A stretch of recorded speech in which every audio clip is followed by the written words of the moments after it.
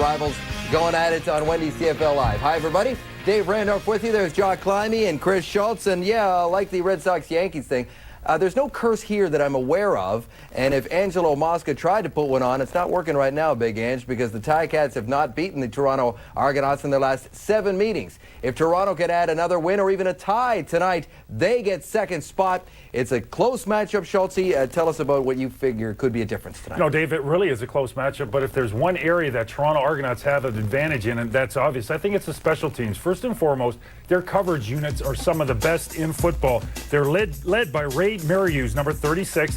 He's a former McMaster Marauder grad, and he's all over the place. Special teams, Noel Prefontaine, 16 for his last 16. And then the obvious, Bashir Livingston and Orlando Bruce, two of the best punt returners right now as a duo in the Canadian Football League. They can change everything, even between offenses and defenses. But the one advantage I see that could make the difference, no doubt, special teams. Jock for the Toronto Argonauts. Yeah, they got a huge advantage there. They do. If Hamilton wants to win this football game, I think offensively they need to overcome a bit of a potentially psychological edge that Toronto has. You know, Toronto has given up the fewest touchdowns in the CFL, and defensively you hear a lot of these guys trumpeting their defense as a quintessential bend and don't break. That is, we'll give up lots of yards, which they do, but they don't give up touchdowns. And you know what? Hamilton, when they've got the football, cannot allow that to play on their minds. That, hey, I've never bought into this bend, don't break business. There's no difference in terms of scoring, moving the football when you're in the 20-yard line or your own 20-yard line. It's moving the football. It's not like the NFL where there's a short end zone. There's lots of room to work with. So I think Hamilton right now, when they start getting down there close to the end zone,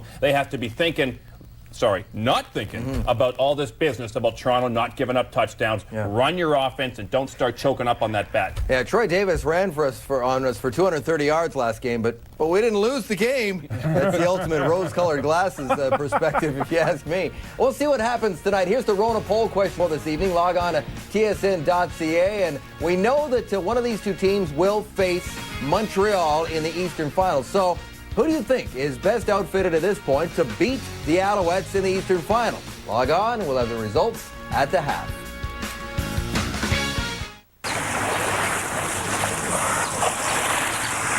$6.25. $3. Like $4.50. We got $1.250. I love you. Cool. It'll be about 5 minutes. Money's tight when you're away at school. Your parents can help. Family Plan from Rogers Wireless. Cool phones share their minutes, and no matter where you are, they get the bill. This fall, to save the world from falling apart. There's too many of them! One team Hold on, Joe. must pull together. If there's still a world left when this is over, I'd like to buy you a beer. Team America. Now playing only in theaters. Take the Vector CFL Challenge to get into game shape and to burn and earn your free Vector heart rate monitor, a $30 value.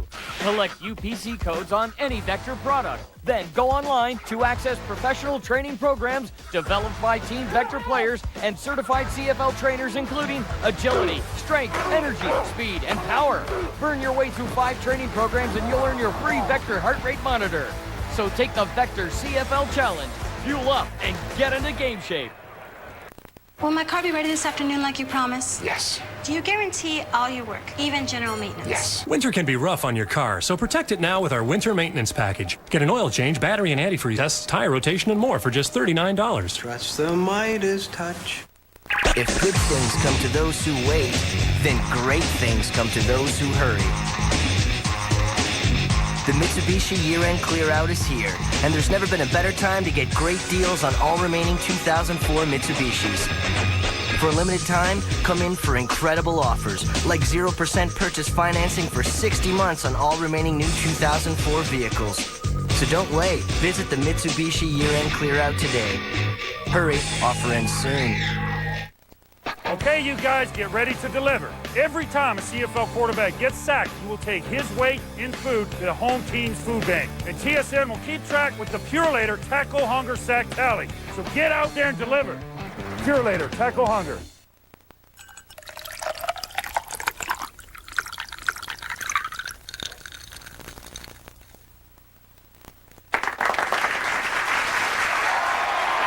Crown Royal, proud sponsor of the CFL. Visit our website. The CFL on TSN is brought to you in part by Wendy's, the official hamburger of the CFL. Wendy's, it's better here. By Molson Canadian, I am Canadian. By Rona, the how-to people. And by Rogers, your world right now. Paolo Ferris of Calgary, you could win a 50-inch Prima Plasma TV if a kickoff is returned for a touchdown in tonight's game, thanks to Safeway's Touchdown to Win promotion. And if a second kickoff is returned, you could win $1 million.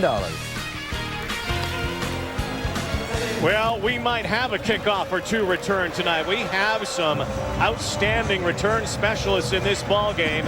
Round 3 of 4 between the Ticats and Argos.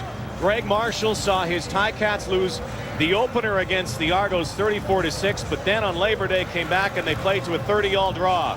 And it was one of the best games we've seen all season long. On the other hand, Pinball Clemens, boy, he's in a great spot. 9-6-1 currently, and 1 game away from hosting the semifinal, which you know his team would like to do in a couple weeks right back here at Sky Dome. A great motivator, and you know he's happy to have back number 9 as his quarterback tonight, a veteran to take them into the playoffs.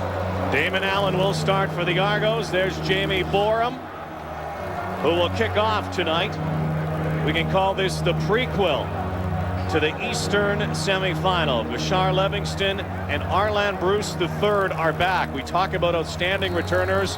Both of these men are threats every time they touch the ball.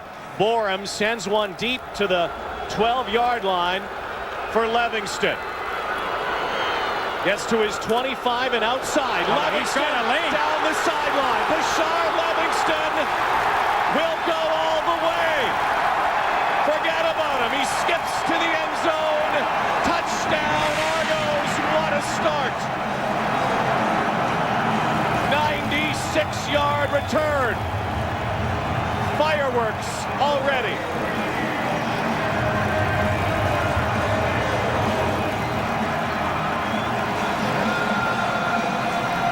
Wow, what a return. They go to the right side all the way across, and Livingston just is very patient right here. Now he turns it on. He's got the escort with Arlan Bruce in front of him. He does not even need a block from him. What a start for the Toronto Argonauts. Blackie, you mentioned that they have got 2 gunners back there. You pick your poison. They picked Bashar Livingston, and he burned them with a beautiful return for a touchdown. Well, that $1 million might go tonight. Oh my, what a start for the Argos. They've had great kick returns all season long, whether it's punt returns. They've got Arlan Bruce leading the league in punt return average. They've got Bashar Livingston that anytime he takes it, he gives up a little bit of ground right here. Now he lets it form. There he gives it up. Now he gets to the outside. Terrific effort by the special teams for Toronto. And my, oh my. Not the way you want to start if you're Hamilton coming on the road in a very hostile environment. Well, he is the game breaker, and now ahead by 2 touchdowns. His coach, Mike Clements, when Pinball played, you thought that record might be untouchable. He was always a threat. Pinball was to take it back. Bashar Livingston, in way fewer games, is the threat now, and now 10 touchdowns and counting, and you can be assured that Greg Marshall will be telling Jamie Borum to keep it away from Livingston. The only thing is, you have to give it to Arlan Bruce now. Try onside kicks every time. Yeah. So now the Argos will kick it right back. 7-0 Toronto.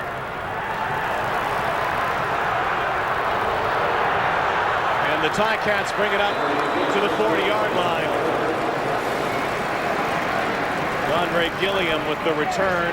Bashar Livingston out of the chute, 7-0, and Danny McManus already has a hole here to try to fill in. Well, he's got a great group to work with, and you got to love Troy Davis leading the league in rushing this year. 1486 a few years ago. Hamilton couldn't get 50 a game. Now they've got the leading rusher, and they've done it with a terrific offensive line. 8-year veteran Dave Hack is back at the right tackle spot. And, you know, for Danny Mac to be successful tonight, they have to run the football. They can't make him throw all night long. Handoff inside. Troy Davis Mike O'Shea with the tackle. Davis, 233 yards the last time these two teams met. He shredded the Argos defense. Well, and the defense includes young Kevin Ivan, his first year starting at that inside linebacker in the 3-4 defense. 2 tackles away from 100 on the season. Orlando Steinhauer, he's the leader with 4 picks and a very ball-hungry, ball-hawking secondary. There's Kevin Ivan, 2 away from 100 tackles. McManus to Craig Yeast. Danny McManus beginning the night 87 yards shy of 50,000 in his career. But the Ticats will be short of a first down here and will kick the ball away, bringing out Jamie Borum. And the beauty of Rich Stubler's defense, he obviously the defensive coordinator with the Argos, is they can rush 3, they can rush 4, bringing Bonner or Fletcher off the edge, or they can come with extra people and rush 5. But the beauty all the time is they usually get pressure on the quarterback, and they've got great coverage and good tackling ability back in the secondary and with their linebacking core. So Arland Bruce is back this time. Yeah, only averaging 20.5 yards a punt return, the best in the league. Borum, strong kick, sends him back to his 10. Bruce also finding some room. Arland Bruce up to the 30, brought down at the 34-yard line. The Argos strike quickly. Thanks to Bashar Livingston, they lead 7-0. Play Safeway $1 Million Touchdown to win. Every time you swipe your Safeway Club card, you're automatically entered to win great prizes, including VTEX i5857 with color LCD handset featuring picture caller ID, bass and handset speakerphone, and recordable ringers for a PC or stereo, or a 25 CD prize pack including the very best of Sheryl Crow with 16 hit songs and 2 new tracks. The first cut is the deepest and light in your eyes. Swipe your club card at Safeway today. The house back to the lake. I like that. I could afford it. I couldn't. Hey, Mom. Hey, Scotty.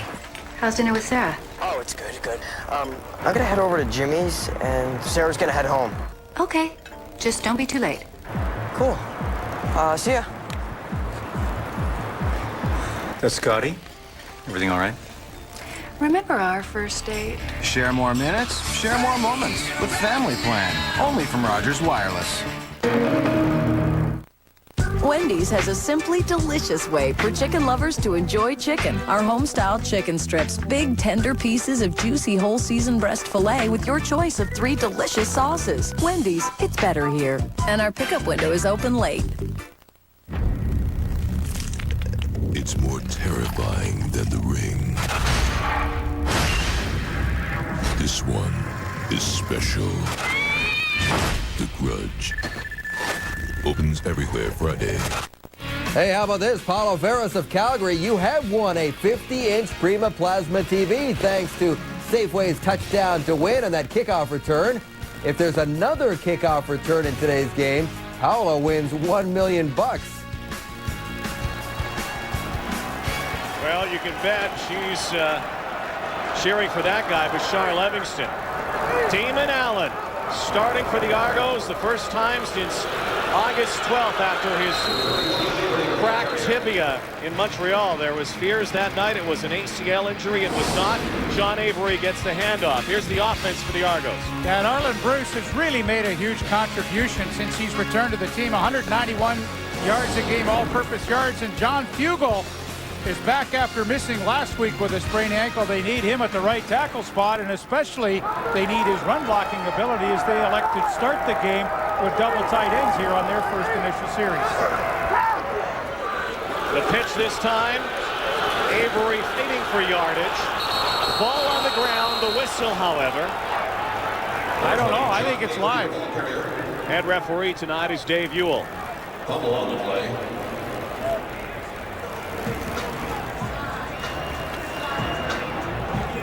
And so the Argos will have to kick the ball away. And here's Avery, who had a problem hanging on to the football. In fact, last week only had a few yards and only a few carries, and that was well, that's awfully close. A live ball, it looked like. I don't know. You'd have to really go back one more time and see, was the knee down? Regardless, Toronto keeps the ball. They come up short, and will have to give it back in a serious defensive stand for Hamilton early. I mean, they've been shocked by that initial kickoff return by Bashar Livingston, and now they have to try to regroup, and regroup is the best way to do it and stop Toronto's offense and get them out of it. The best punter in the CFL, Noel Prefontaine. Booming kick. Jason Goss has it at the 15. Nowhere to go, and he is drilled by Mike O'Shea. 54-yard punt from the leading punter in the CFL, Noel Prefontaine. Mike O'Shea limiting the return to 2 yards. Here's the play. Avery looked like he dropped the football. Well, look at the knee. Is it down? The knee is, boy, I'll tell you, that is close. I mean, the officials, that is a tough one to call. And, you know, we get the benefit of slow motion and 3 different looks at it. They have to do it at regular speed and game action. And, you know, that's awfully close to call either way. Watch for Toronto tonight. They just number 98, Marvin Thomas, extra defensive tackle. They start off in a 3-man front, but don't be surprised if Troy Davis hurts them if they change to a 4-man, which they really haven't shown much of this year.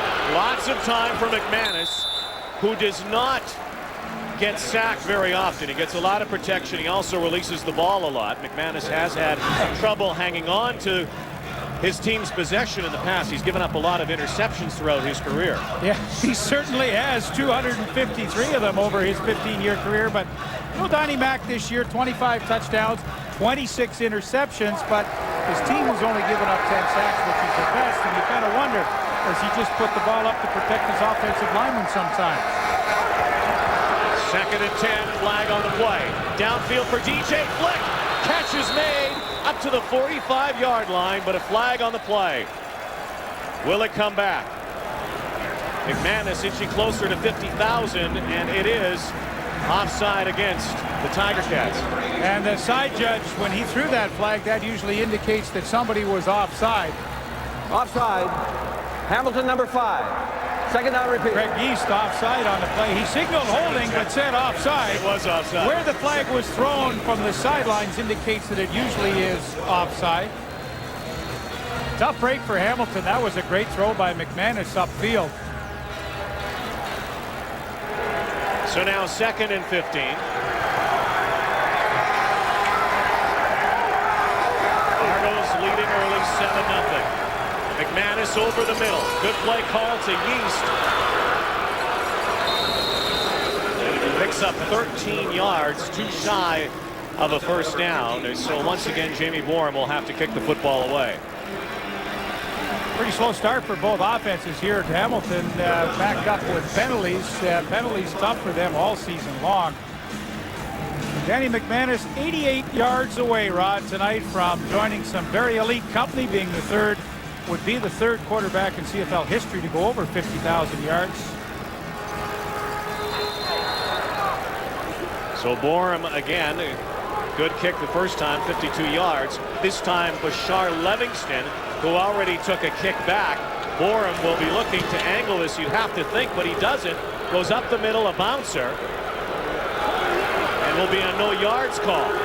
Livingston evades one tackle, trying to get outside, still on his feet, but a no yards penalty. And the Argos will have good field position for Damon Allen when we come back to Skydome on Wendy's CFL Live.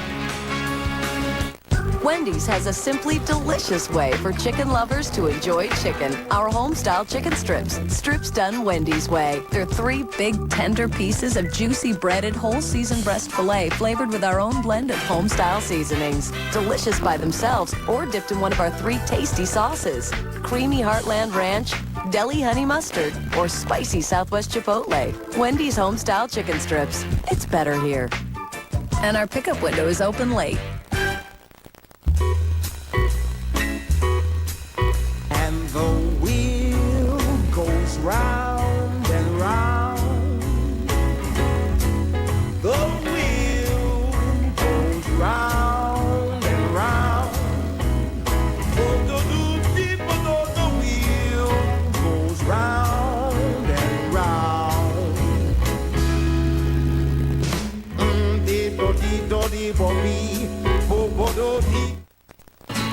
Hey, new Juicy Fruit Blue is here, and I'm telling the world. Get your skis shined up, grab a stick of Juicy Fruit. The taste is gonna move ya. Take a sniff, pull it out. The taste is gonna move you when you pop it in your mouth. Juicy fruit is gonna move ya. Juice so soft, it gets right. Sweet. New Juicy Fruit Blue. Sweet. Well, tomorrow night it's Wendy's Friday Night Football from BC Place. And the Lions, who clinched the West. Thrilling victory. Dave Dickinson leading the Lions to the win last week in Montreal. And how about Kahari Jones, a big win over Toronto last week in his debut. So that sets up a pretty decent matchup. Absolutely. Damon Allen, Avery in the backfield. Hands to John Avery, finds a hole. John Avery bursting outside. One man to beat. Avery will be brought out of bounds. Rather roughly, as a matter of fact. A couple of penalty flags. A rough play probably tacked on to that. So a big run from John Avery, who's coming off a less than impressive effort against the Calgary Stampeders. Yeah, and the key right here is when you're going to run off tackle right in here, you've got to get the middle linebacker. Baron Chia here gets blocked. He gets cut up in the wash with Chad Folk, the center, and that allows Avery to get the outside. A good cut to the outside, but initially, when you're going to run off tackle, you've got to block the middle linebacker, and Toronto did that rather easily. Major foul. That's a tough call. I mean, you could call John Avery on that one, and Wayne Shaw took a slug at Major it. foul. Wayne Shaw got thrown out of the last game. Hamilton, number 1. First down. Avery got a face mask call against him, and there was a rough play call against Hamilton. So the two penalties offsetting each other. And the Argos will scrimmage from the 27, 1st and 10. And they stay in that double tight end formation. They have not gone away from that yet in this first quarter. Allen, another handoff to Avery. Damon Allen has not attempted a pass yet. Again, his first game starting since that injury in Montreal. Here's the Hamilton D. Adriano Belli a week ago was not in. In fact, the last game between these two teams on Labor Day, he was kicked out. That's a terrific front four. In the secondary, Araban Justin back in the game. He's third game, couple of interceptions so far. Greg Marshall says one of the reasons why they get so much pressure up front is the secondary is playing better man-to-man coverage. It allows them to just go full steam ahead with their front seven. Starting lineups brought to you by Tums. Tums tackles heartburn fast. Allen throwing first time tonight. Open in the end zone, Tony Miles. And it might be an interference call against Rob Hitchcock. Looks like it will be. Miles had a few feet on Hitchcock in the end zone.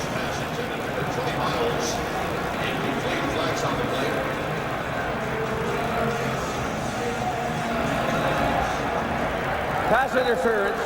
Hamilton, number 2. Well, no question. It's the throwback. It's a lovely pass by Damon Allen, but watch Rod with Hitchcock right here. And you know what? When you put that hand up without looking back to try to locate the football, you're just asking for a penalty call. Tony Miles had no chance to make the catch. But see, Hitchcock's head, if you don't turn your head around, try to locate it, you're going to get called for interference every time. That's a great call. So the Argos threaten again. Allen behind center, takes it himself. Touchdown Toronto, and a penalty flag on the far side of the field.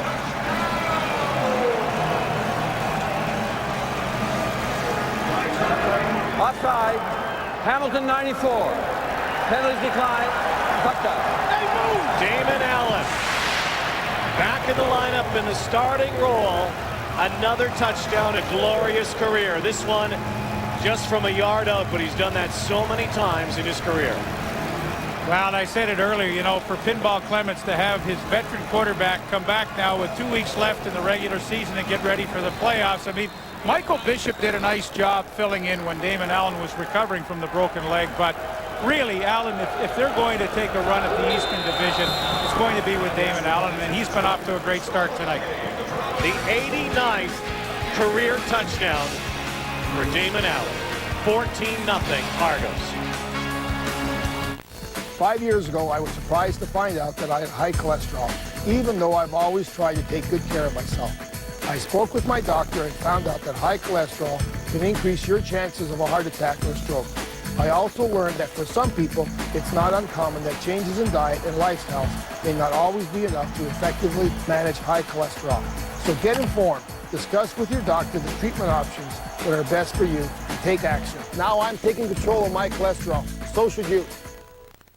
I've been a hog farmer all my life, but I ain't never seen anything like these Fram air hogs. Yeah! Crazy critters scaring the chickens. And the missus, too, to be honest. Mind you, folks can't wait to get their hands on them. The Fram Air Hog High Performance Air Filter, designed to allow more airflow for increased acceleration and horsepower. They breathe in, you peel out. Fram Air Hog, hog the road.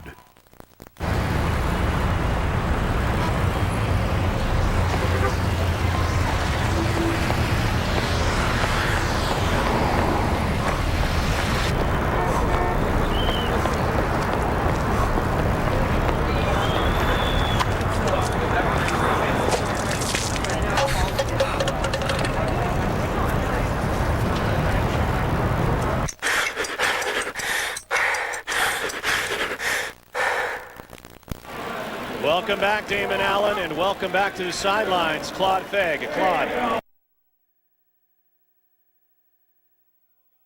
Seen already, the return of Damon Allen has certainly been a major plus for the Argos, but of course, with the maturity and growth of Michael Bishop, who was 4-3-1 as a starter this season, it can only be a good thing for the Argo quarterback tandem for the next few weeks. Center Chad Folk told me that unlike a year ago, the best part is that the O-line doesn't really have to adjust greatly with either quarterback in there because both can run and are very athletic. Ken Austin, the offensive coordinator, says having two proven QBs is always an advantage, and of course more so against this team, guys, because both Allen and Bishop have led the Argos to 30-plus points against the Ticats this season. All right, thank you, Claude. Chris Martin bringing that back, but it will come back because of a flag on the play against the Tiger Cats. And Danny McManus operating from deep in his zone once again. Holding. Hamilton 84. First down. Danny Mack is 71 yards shy of the 50,000-yard club. A very elite club, as a matter of fact. And here's what he's done against the Argos in the two regular season games. The first, a blowout loss to the Argos, and the second, that 30-30 draw. 2 picks, 1 touchdown. And a whistle. And what they did in that Labor Day game was run Troy Davis left, Troy Davis right, and Troy Davis up the middle for 233 yards. Hamilton 59. Still first down. That's Wayne Smith, the young, terrific rookie offensive guard for the Ticats. But you know what? Already now you're 1st and 15 on this drive. Last drive, they were 2nd and 15. And I mean, Hamilton's offense is a good offense, but it's a balanced offense.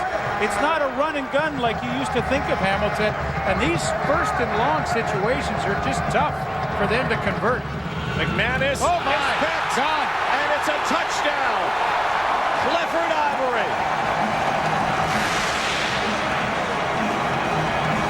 We talked about the interceptions, and Ivory makes McManus pay. Well, Blackie, this is the second time Clifford Ivory's taken one to the house. Earlier in the season, he did it. And now he just reads the situation so well. But Danny Mack looking back inside, and Clifford Ivory, look at the jump that he gets on the football right there in front of Mike Moriali. No chance for Moriali to try to even break that up. And things are just getting out of control for the Ticats early. And for Toronto, my oh my, 96-yard kickoff return. Touchdown by Damon Allen. Now a pick by Ivory. What a start. Their offense have scored, their special teams have scored, and their defense has now scored. 21-0. Clifford Ivory's 3rd interception of the season, and Greg Marshall and the Tiger Cats are reeling right now. Well, you know, this is where Greg Marshall really needs to take his group and either Greg or his offensive coordinator, James Parisi, and just get the offense together and say, look, there's Parisi on the left right there, and he's a first-year O coordinator for Greg Marshall, but the offense has got to just get some first downs, and, 21-0, yeah, that's a tough start, but they've got to just get some momentum, get a couple of drives going, and try to just stop all this disastrous stuff that's happening to them. Otherwise, they will be coming back down the road in 2 weeks on a Friday night to play against Pinball Clemens and the Argos in the East semifinal. Rod, it's so interesting. Toronto as a team scores 19 points a game. And you see against Hamilton here, in the 2 previous meetings this year, they had 34 in a win and they had 30 in a tie. So for some reason, Toronto, regardless of how they score, whether it be special teams, defense, or offense, they're in a real comfort zone scoring points against Hamilton. Shortish kickoff this time. And the best news for the Ticats, no flags on the play, so McManus with at least some field position to work on. Again, if the Argos win or tie tonight, they will host the East Division semifinal. If the Ticats win, and then based on what happens next week, they could host the East semifinal. Now, if they want to avoid the tiebreaker, they have to win by 29 points. So right now, they're going to have to score about 50 points. I think you can take that one out right now. All right.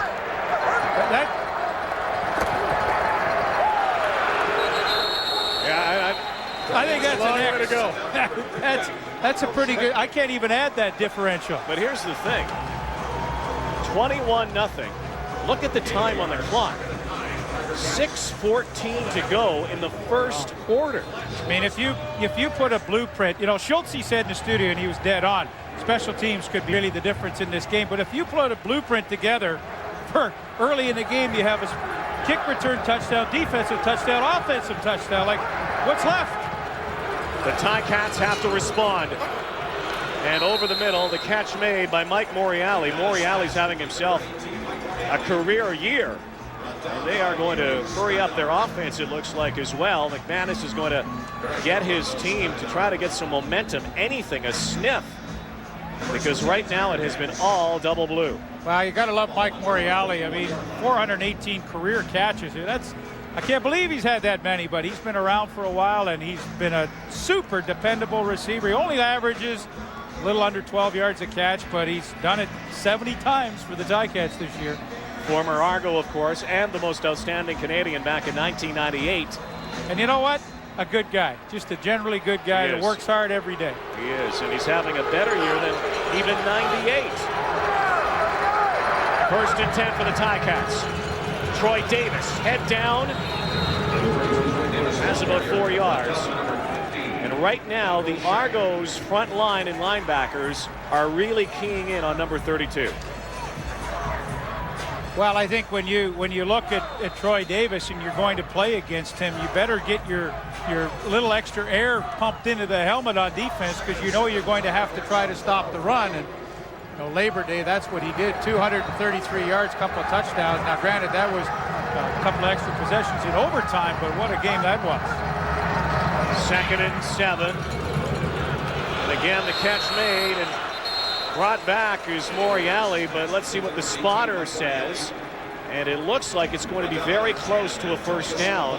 And at this point, the Tiger Cats either got to get something on the board or they got to keep going. And it will be very close. In fact, they might have to bring up just a half yard shy. Yeah, I'm sure they'll go for it. And the one intangible, and he's coming back into the game right now, is the fullback, number 33, Julian Redlin. I mean, really, the Ticats, the only team in the CFL these days that really uses a lead blocking back like Julian Redlin. And I think the guys in the studio talked earlier when Charles Roberts had his best years in Winnipeg, he had the big blocking back in front of him. And now Troy Davis, one of the main reasons why he's leading the league is because 33's in front of him, and 245 pounds. He's like a small guard. So that was another number 33 in Winnipeg too. And Mike Sellers went down to the NFL, of course. Miss him in Winnipeg this year. They're missing a lot, the Blue Bombers are. So 3rd down gamble. And plowing for it over the middle is Julian Radlin.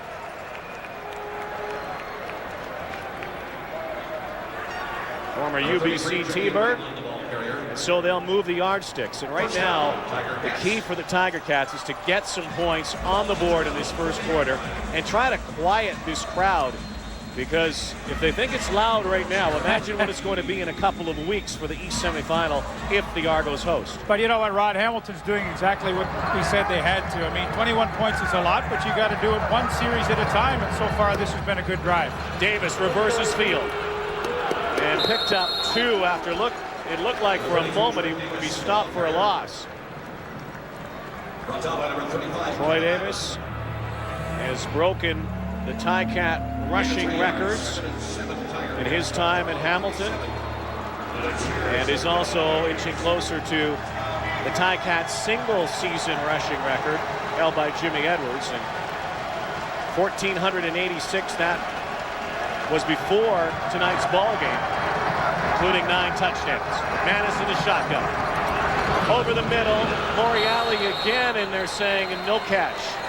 I mean, that's too bad. That was a great read. Toronto came with the all-out blitz, and Mike Moriali, the veteran, as the number 3 receiver in trips, cuts immediately to the inside. That's the vacated area. They read it perfectly. Here's Moriali, number 3 inside, and that's the right read. He just should have been able to hang on to that football.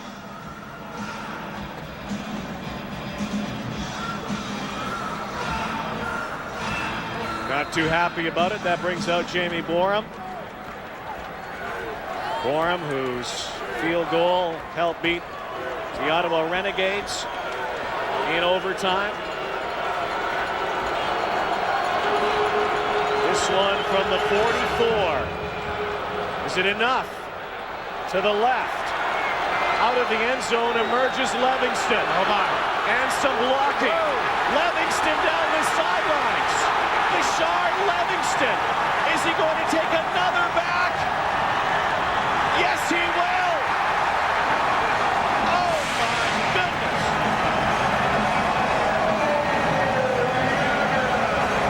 114 yards.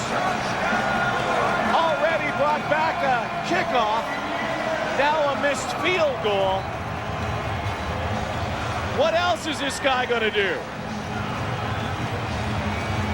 Well, look at the formation. The field goal cover is the toughest kick to cover because you're in so tight, and the Ticats really never get it set up. One block, one more by Mike O'Shea right there, and then Michael Fletcher does a terrific job to stay with his man. A little dipsy doodle right here. My oh my, this is, talk about a blueprint for success. Pinball, who set the standard in Toronto for that stuff, has been vaporized in the record books by Bashar Livingston. He wears number 23. The guy's the Michael Jordan of turns. Oh, my.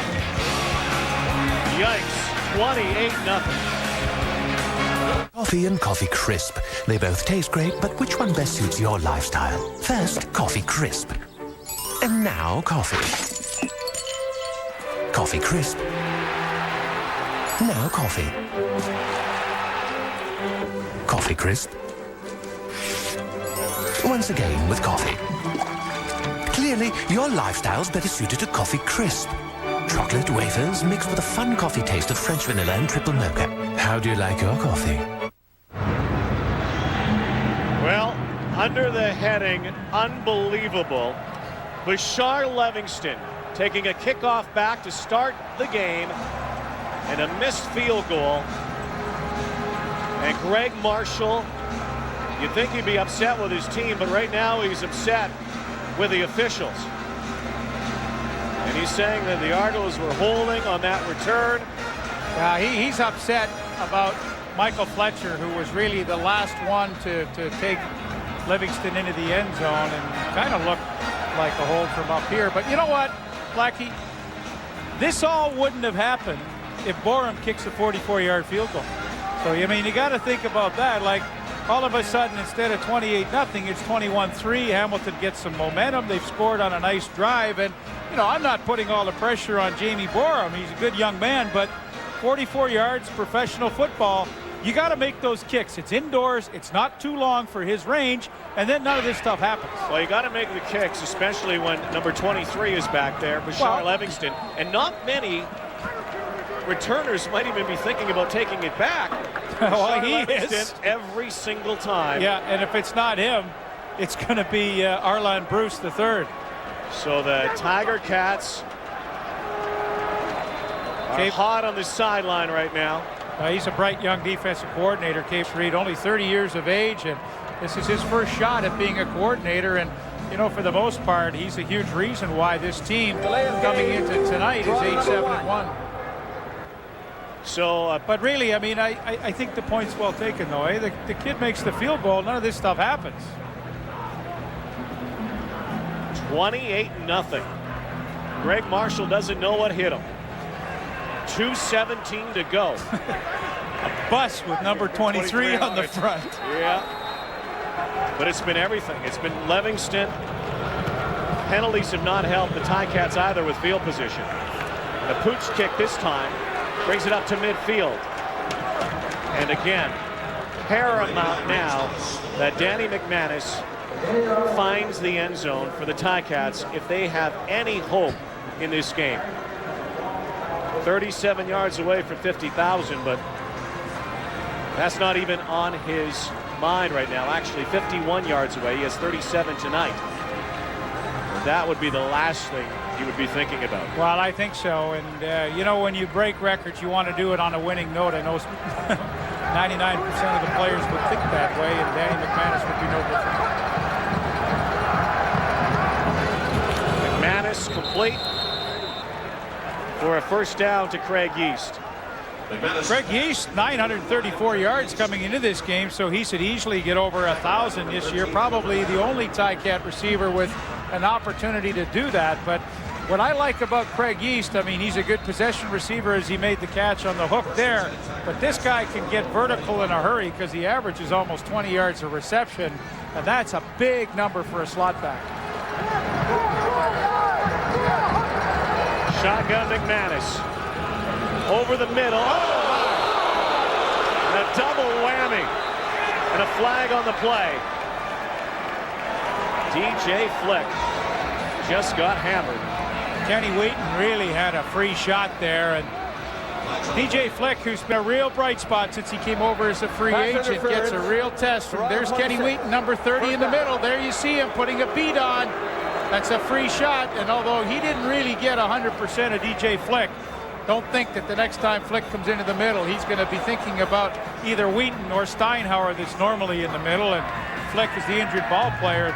You know, he played with Ottawa last year, and this year he's over 1,000 yards and 60 catches, had 60 a year ago, so you know he's going to be better than his production in Ottawa. Well, the Cats came into this game riding a 3-game win streak. They have won 4 of the last 5, and everybody's talking about the revival in Hamilton of Tiger Cat football. Thanks to great ownership, Bob Young and his crew. Attendance records, they have absolutely turned around thanks to Greg Marshall. A 1-17 season from a year ago, on their way to the playoffs. This is not what they want to see going into the final week of the season and into the postseason. And for the Argos, this is kind of reminiscent of last year when the Argos were staggering a little bit in the second last game of the season at home against the Montreal Alouettes. They hammered it. They hammered it. Hammered it. In fact, I think you and I did that game. Yeah. And of course, that built up some momentum in Toronto. Obviously, as folks will remember, went into the Big O in the Eastern Final and could have easily won that game. But let me just correct. I think Craig Yeast probably would get 1,000, be the only receiver. Obviously, DJ Flick is over that mark right now, so they should have 2 on the season. Well, they also would have had Archie Amerson, who was very close. He's out until the playoffs, if they can get him in for the playoffs. And you know, he's a big weapon they're missing as well, Archie Amerson. Yeah, he's out definitely through this next week, and hopefully they'll have him back for the Eastern semifinal. Yeah, he had to undergo surgery for a torn cartilage in his knee, so they would love to have number 9 back. Troy Davis picks up a couple of more yards now. 2nd and 6 into the red zone now for the Tiger Cats. 30 seconds to go, first quarter. The Argos have absolutely dominated. Davis plowing and close to another first down. Interesting how Hamilton runs quads to the wide side of the field and elect to run backside with Troy Davis, and really you just have to make sure that your right tackle on the backside there, Dave Hack, gets a good seal block, and there's been lots of nice running room for Troy Davis on this drive. Lovely formation to create some weak side running room for Troy Davis. So they move the yardsticks, 1st and 10 from the 15. McManus looking end zone to the goal line. Touchdown, Craig Yeast. I'll tell you, that's a big drive, Rod. You know, we said it last series, and they may have had a field goal, but to their credit, 28 tip, they had the fortitude to come back. And Craig Yeast with a nice series personally as he made a couple of good catches, and Danny Mack with terrific protection up front. Look at the time he has. He gets to step up on that front foot with clear vision downfield, over top of Bonner, threads the needle into Yeast, and the Ticats are on the board. Did they ever need that right now? Talk about a sigh of relief down the QEW in Hamilton. The Ticats are on the board, and there's a lot of time left. 3 quarters, as a matter of fact. But they're going to have to play a lot better, and they're going to have to find a way to shut down Bashar Livingston and the Argos. 28-7 Toronto after 1. At the quarter, brought to you by Reebok, the only brand that hangs in every CFL locker. Wow. Well, to say that touchdown by Craig Yeast and the Hamilton Tiger Cats was huge, I think is a bit of an understatement. At this point, an absolute nightmare for the Tiger Cats in the opening 15 minutes of this football game. Bashar Livingston, we could give away $1 million tonight. If he returns another kick. Stay tuned. It might happen in a second here. Let's talk about the first kickoff return. You know, Dave, I've never seen anything like this. I mean, 28 points and 2 kicks returned for touchdowns. But let's watch Bashar Livingston, because I want you to notice there's some methods behind his madness. Watch this very subtle dip inside right there. That is enough to just bring the defenders in one step, and that sets up the blocks towards the outside. That is done on purpose. That is done through good study, and then the speed. Another thing here, watch number 5, Arlan Bruce. He doesn't make a block. Usually you say, man, can't make a block, but perfect example of not trying to make a block, staying away from a clip and a penalty. Yeah, it was a pretty incredible quarter. Oh, yeah. You know, and for Hamilton, they're reeling a little bit right now. And my point is going to be about a situation that's been happening all year, and that's guys jumping offside in the receiving core. And Craig Yeast has been just about the worst offender of anybody I've seen in the CFL this season. He's a young guy. He makes plays, and we saw him make a play earlier, but this took away a huge Hamilton Ticat first down. We've been seeing this, not just Craig Yeast. More receivers are guilty of this year than I've ever seen before. It's a lack of concentration. Something has to be done by the coaching staff to put that to bed. Well, he made up for it with the touchdown to draw the Ticats back within 21 after 1. Wendy's has a simply delicious way for chicken lovers to enjoy chicken. Our home-style chicken strips. Strips done Wendy's way. They're 3 big, tender pieces of juicy, breaded, whole-season breast filet flavored with our own blend of home-style seasonings. Delicious by themselves or dipped in one of our 3 tasty sauces. Creamy Heartland Ranch, Deli Honey Mustard, or spicy Southwest Chipotle. Wendy's home-style chicken strips. It's better here. And our pickup window is open late. Well, look at these numbers. Some of these things just don't belong here. Wow. 0 yards passing for the Argos. They haven't needed to pass. Well, it's pretty funny. I mean, when you think about it, Hamilton, you know, they had 2 drives. They missed the field goal. It goes for a touchdown, but they have a good drive, score a touchdown. But think about it. 21 of Toronto's 28 points came in the matter of about, 1 minute, 45 seconds, or interception, 2 kick return. That doesn't take long. Jamie Borum will do everything possible to keep it away from Livingston, and he kicks to Bruce. Bruce off the sideline. Fumbled the football. The Ticats say it's theirs. The officials right there to say it's Toronto football.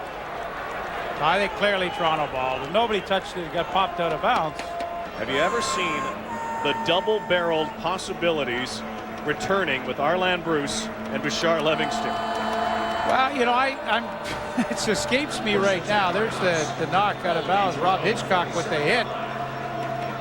I'm trying to think back of the double-barreled tandems in the past, and Montreal when they had Keith Stokes. You have a great mind, so... No, I don't have a great mind. Got 0 recall. Well, 0 yards passing for Damon Allen so far. Still double tight ends for Toronto. Kind of unusual. They haven't been out of that this whole first half. Miles, the former Cat, has a first down and the first completion for Damon Allen here tonight. Damon Allen, you talk about Danny McManus and all the yards. Nobody in CFL history has more than this man, Damon Allen. 63,000 plus. The 41-year-old who just keeps on ticking. Avery in the backfield. Gets the handoff and is cut down. Number 20, John Avery, the ball carrier. John Avery was something to prove this week, Lee. Pretty funny comments a week ago in Calgary when there was some cold weather. Argos lost the game, and Avery was clearly quoted as saying, after the third play of the game, my hands were frozen. I couldn't feel the football, and we need a dome stadium in Calgary. Well, you're not getting that, John. And I guess my only question was, what did you do all those great years in Edmonton? I mean, it was pretty chilly out there. Well, they're domed here tonight. 2nd and 8. Allen on his back foot, open is Bruce. Another big gain. Damon Allen came into the game last week against Calgary, went 19 for 23 in the loss. Again, his first action back since the injury. And another big pickup. 27 yards to the former Bomber, Arland Bruce. Well, Damon Allen looks awfully comfortable here. Engineered a touchdown drive earlier when quarterback sneaked it into the end zone for the only offensive touchdown they've scored, and now once again putting a nice drive together. Allen's 2 for 2. Avery up the middle. John Avery, the ball carrier. This Argo team up and down this season. Everybody knew the defense would not crack. They are such a strong defensive unit. The question was the offense would it get untracked, and John Avery, of course, question marks around him after his knee surgery in the offseason. He's had some good nights and some off nights. Yeah, well, I think they're really trying to establish him tonight, and the score indicates that you certainly have an opportunity to do that with staying with this double tight end. It's just Avery, and more Avery. 2nd and 4. Allen, rush on. Here comes Montfort. Here come the Cats. Damon Allen is almost at midfield. He better get it away. And a huge loss, and Damon Allen knocked out of bounds by a couple of Hamilton players. And you cringe every time you see Damon Allen near that sideline. Well, you do, and it looked like there was a bit of a late hit by Johnny Scott there outside the out of bounds. Tim Cheatwood finally chased him down, and boy, the fun starts here. Play action. You want the ball gone right now, and now the fun starts as Montfort breaks through, and Cheatwood... Look at the uncanny ability of a 41-year-old quarterback to buy himself some extra time. And you know what I said, Johnny Scott came in a little late out of bounds, but he didn't even come close to hitting Damon Allen, so he is totally exonerated on that. It was a year ago when Damon Allen smashed into that TV card on the sidelines. Right. Some people thought he wasn't the same for the rest of the season after that. Noel Prefontaine from 39 yards. And riding a 16 for 16 streak that is now over. There, no, I waited till after he kicked it. Yeah, you said it. You jinxed him. No, I didn't. I waited till after he kicked it. So the Cats get one more. Missed field goal by Prefontaine. Argos 29-7. Get in on the game. Who is your MVP? Vote for the Rogers Player of the Game using your Rogers wireless phone. Type the first letter of your player's city and his jersey number, then send to Go CFL. Or vote online at CFL.ca. Either way, you and 3 friends could win an exclusive VIP Grey Cup experience, including backstage access at the Rogers CFL Player Awards. Vote for today's Rogers Player of the Game during TSN's 4th quarter. Play $1 Million Touchdown to win at Safeway. Get a bonus entry when you buy any participating product, including Heinz beans and pasta. Try a new variety today. Swipe your club card at Safeway today.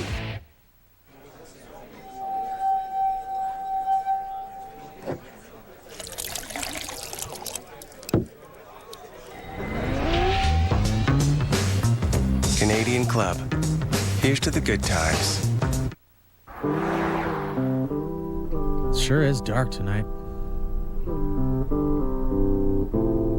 These headlights sure are brighter.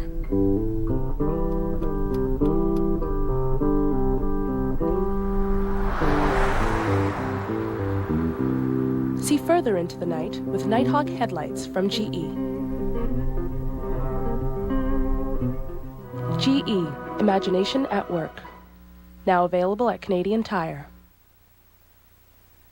This quarter is brought to you by the Pontiac Wave. Pontiac, built for drivers. Well, the Hamilton Tiger Cats scored on their last possession, and they need a lot more.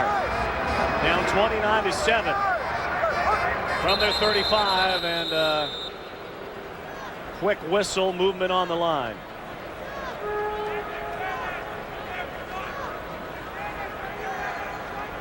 '39-year-old Danny McManus. –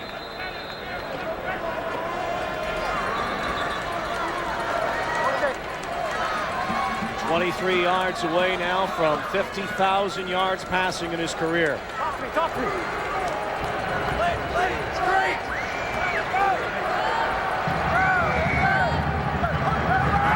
Four receivers to his right, goes over the middle to Yeast, who is rocked by Kenny Wheaton.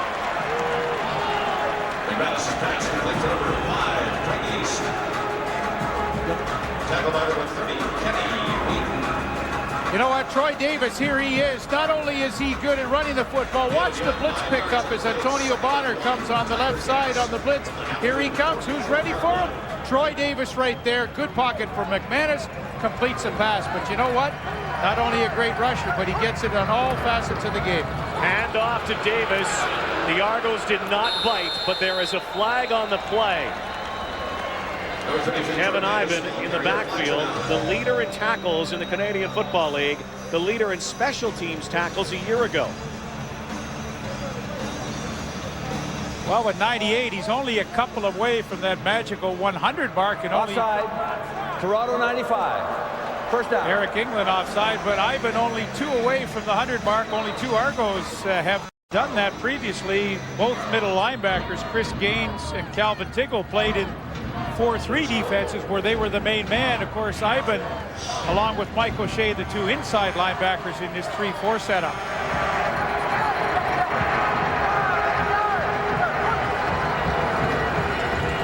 Manis looking over the middle. In double coverage, and Moriali hit this time. Well, depending on the coverage alignment for Toronto, if it's Steinhauer or Kenny Wheaton in the middle, they're getting some pretty good shots at Hamilton receivers. That time, Steinhauer absolutely unloaded on Moriali and separated him from the football. And Danny Mack has always been willing to put the ball up into coverage, and he put it up into pretty tight coverage there. Already 1 interception tonight, that for a touchdown by Clifford Ivory. 2nd and 10. McManus for Tuchera, another pick. Adrian Smith down the sideline. And the nightmare continues for the Tiger Cats. 29-7 and another pickoff by the Argos secondary.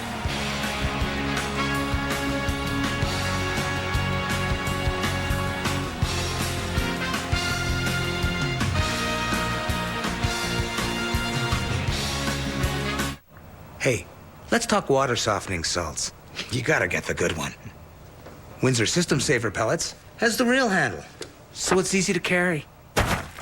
And it has this easy open corner, so it's easy to pour. You gotta get the good one. System Saver Pellets won't bridge or mush up your system. They dissolve evenly and leave no residue. You gotta get the good one. Windsor System Saver Pellets, get the good one. Yeah. Folks, I know you're as excited as I am about Goodyear's new Assurance Triple Tread tire, but please, this is big news. This tire is truly revolutionary. Now look here. 3 different tread patterns let you drive through icy weather, wet weather, hot weather, weather they don't even have names for yet. No, I said wet.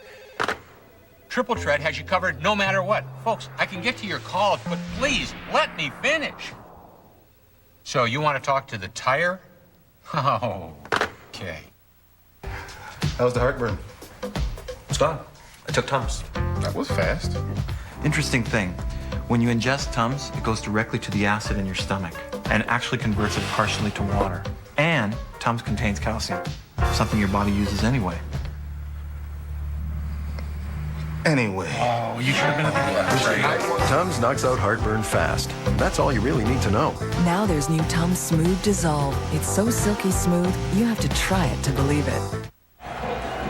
Well, trailing by 22 points can sometimes make you do some funny things, and for Danny McManus, he really took a chance and a gamble here, throwing into coverage. Take a look at this. I mean, we're going to freeze it right here. 1, 2, 3, 4 Argos. Great coverage right here. And then Adrian Smith gets the easy interception on the overthrow. But you folks at home tell me, how many times are you going to complete those kinds of passes into that tight coverage? 2 picks tonight by the Argos. Draw play to Avery. A good call by Damon Allen.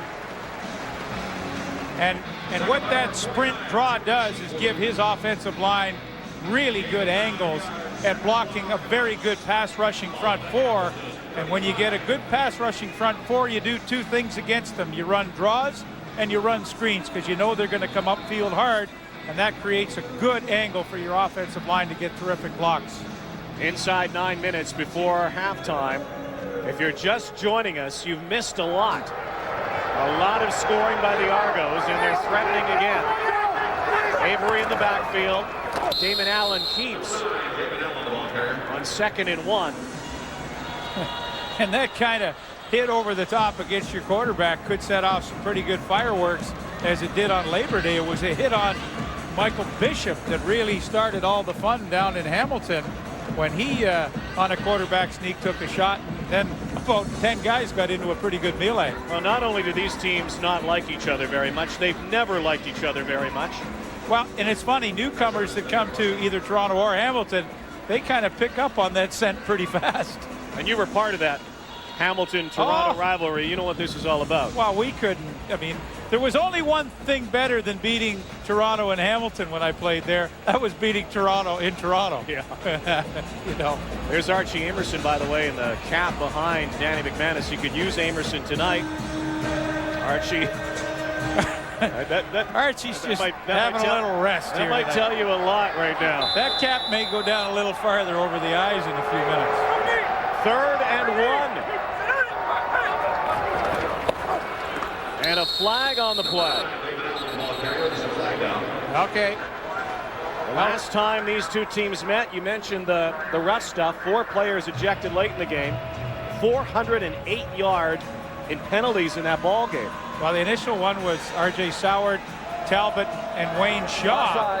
And then Belly got into it. Well, you know what? Through the powers of replays, we're going to show you what happened on Labor Day. Well, there it starts. And this is how it ends.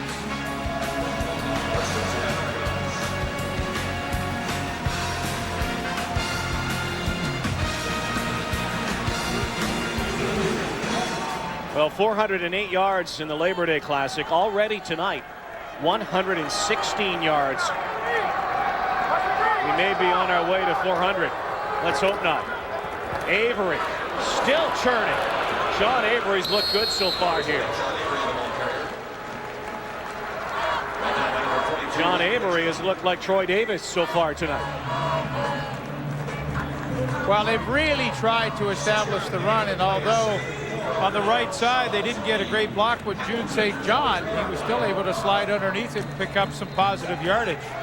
But, you know, they have been committed, and it's easy to do that when you get the big lead. But, I mean, they've gone double tights and been very comfortable to try to run the football.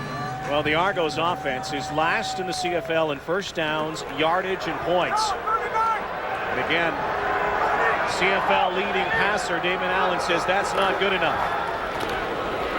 This one overthrown for Andre Talbot.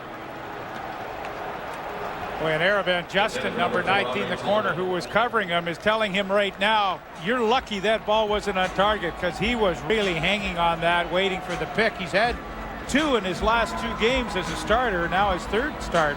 He was hanging there waiting for that one. Well, Noel Prefontaine apparently has hurt himself on the last kick. And so the Argos are going to gamble here. 3rd and 4 yards to go. It's probably funny. Hamilton probably has no idea that Prefontaine is hurt, and they're probably saying, what in the world are they doing? Allen is dropped. And they will turn the ball over on downs. We'll have to get a report from Claude Fegg on Noel Prefontaine. That could be a big loss right now for the Toronto Argos, who lead 29-7 in Toronto.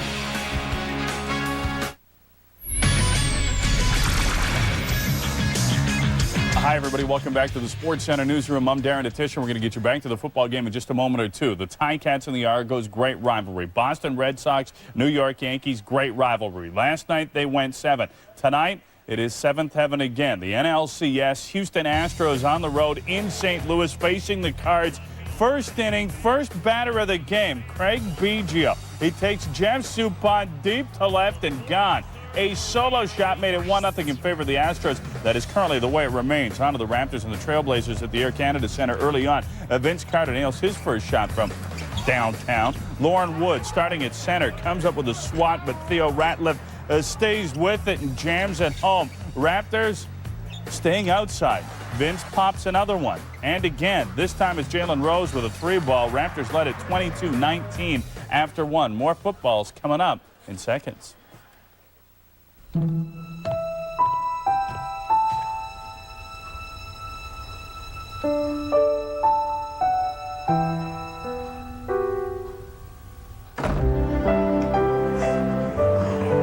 should have seen this coming. We heard you got a Vega. For unequaled clarity, performance, and design, there's only one television worth watching. Vega by Sony. Chris Hardy will handle the kicking right now. It's not all good news tonight for the Toronto Argos. Here's Claude. Well, guys, from what I've been able to ascertain from the Argo training staff, Noel Prefontaine he will be reassessed at the half. From what I've seen is they're working on his right hip. That's obviously his plant foot, and obviously he did some damage there planting, and obviously misfired on the field goal, so we'll see after the half how he's doing, guys. Yeah, the first time after 16 in a row that he missed. And there's Noel Prefontaine. This could have a very, very big effect on the Toronto Argos heading into the postseason if this is serious at all. Well, I mean, I'm sure all kickers have a little slide when their plant foot hits the ground, but he looked very awkward on that play. And now it's well documented that he does really, although the turf, everybody else likes it, he's not comfortable. It doesn't like kicking on it. So there you go. McManus to Yeast. And that'll be about a yard shy. Maybe more, to see where the officials spot it. Tackle by number 10, Antonius. Well, if they are, yeah, it's interesting. I was going to say you're going to get a good idea whether Greg Marshall feels this game is within reach or we just go. And obviously, you know, 22 points in this league can be made up in a hurry. We've seen that in the first quarter. So they will punt the football away. But, you know, look at a little deeper at Noel Prefontaine, Rod. I mean, he's the leading punter in the league. He's the leading net punter in the league. And until that disastrous kick, he was 16 of 16 in a row on field goals. Hadn't missed since August. So, I mean, this is major. The Argos also punt the ball more than any other team in the league. Chris Hardy will handle the punting duties and kicking duties as Arland Bruce bursts outside, spun down finally at his 39-yard line. Wayne Shaw, Rob Hitchcock there. Damon Allen back to work for the Argos. First and 10 Argonauts. This winter, don't let the weather get the best of you. Fight back with a new Michelin X-Ice tire. Available now at Canadian Tire. Damon Allen last week came in as a replacement to Michael Bishop. Nothing against Michael Bishop, but if the Argos are looking for the Grey Cup this year, you'd have to think that number 9 is going to be a big part of it. He's won 3 Grey Cups already in his career. Number 20, John Avery, the ball carrier. Well, in that Calgary game, he came in, didn't he, and go 13 for 13 right off the bat? Something to be said, though. I mean, a lot of dynamic young quarterbacks in the league. Maybe that's what they're thinking in BC, too, you know, with Casey Printers, how good, how talented he is. But you look at the quarterbacks who have won the Grey Cups, the big ones, I guess with the exception of Ricky Ray, who was a young quarterback who came in and led his team. Or Chuck Ely in 72. But generally, experience paves the way. I agree with you. 2nd and 6. Over the middle. Catch me. So the Argos moving the football. Robert Baker, first reception tonight. Well, and what the Argos did, they go quads to the field, and they really layered this pattern perfectly. What I mean by layered is a short guy right there, Bruce, and then another guy over there, like Baker, and then another guy deep. So they layered through the zones and find the good separation, and that's a darn good pattern by Robert Baker, the touchdown maker. Love that nickname. Yeah, it is good. Avery. Got to bring more nicknames back into the game. I love Ezra Landry's in Montreal. Itty bitty. Itty bitty. Gizmo was a great nickname. Perfect for. Yes, it was. Henry Williams. Bashar Levingston, I don't know if he really had. They need one for him. Yeah, and I know you always like being from Winnipeg, Minnie Mac. Oh, who reminds me a lot of Ezra Landry, or Ezra Landry reminds me a lot of Mac Heron. And of course, Pinball. What a great nickname that is for that guy. What a good handle for him. Play action. Allen. Sheetwood chasing, brings him down for a loss. You know, he tried. He had Tony Miles on an out and up, but it just took forever. And Greg Marshall, talking early this morning on a radio show in Toronto, said, you know what? The reason why we've had pressure on quarterbacks lately is because our defensive backs have played some solid man-to-man coverage, and it's allowed our guys up front just that little bit extra to either get pressure and sacks. And, boy, that was a prime example of that. And a little pressure on Chris Hardy here as he takes over from Noel Prefontaine. His first punt, I'm guessing, is a pro. So Chris Hardy, who was a punter at the University of Manitoba as well as a quarterback. So he can throw the ball.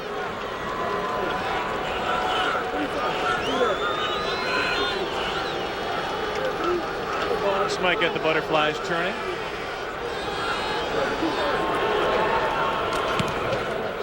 Beauty. Hardy launching one to the goal line.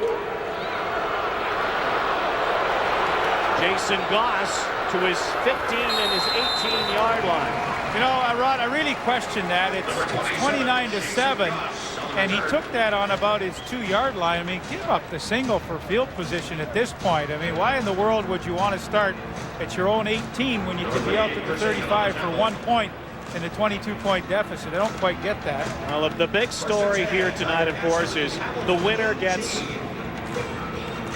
if it's Toronto, home field advantage in the playoffs. If it's Hamilton, we have to wait another week. But also the subplot, Danny McManus, 9 yards away from 50,000 in his career.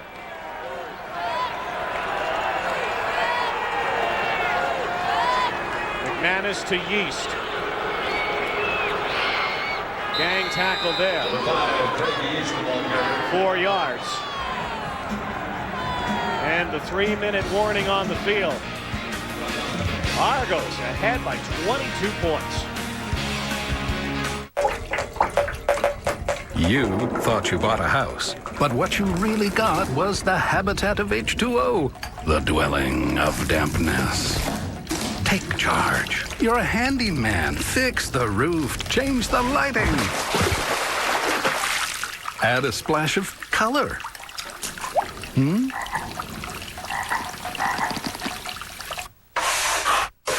Make it happen with Rona, the how-to people. It sure is dark tonight. These headlights sure are brighter.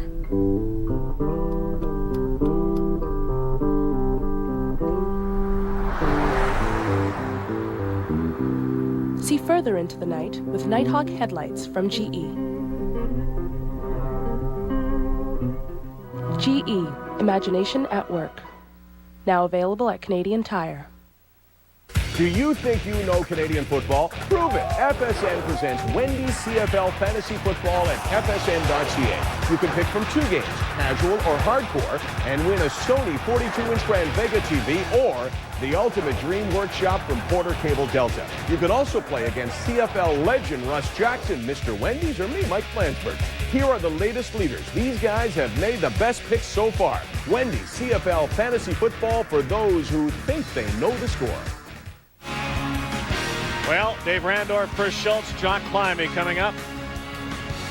Inside 3 minutes. A half dominated, really a quarter dominated by the Toronto Argos, and Danny McManus now 5 yards away from joining the 50,000-yard club in career passing. Could do it, might do it on this play right here. McManus downfield, open. What a way to do it! What a way to do it! Touchdown, Craig East, and a flag on the play. Way back at the 37-yard line. Is that a record breaker? Is that a touchdown, or is that a penalty against Hamilton? I think it's some sort of roughing call, and it's going to be tough to sort this one out. We'll let David Ewell do that. Dave Ewell's our referee tonight, it looks like. Major foul, unnecessary roughness, Toronto 13. Touchdown. How about that? Way to go. Way to go, Danny Mac. You got to love this guy, Rod, and boy, he joined some elite company.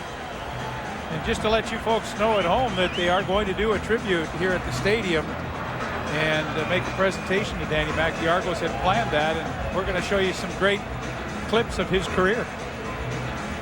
Third quarterback in CFL history, joining Damon Allen and his boss, Ron Lancaster.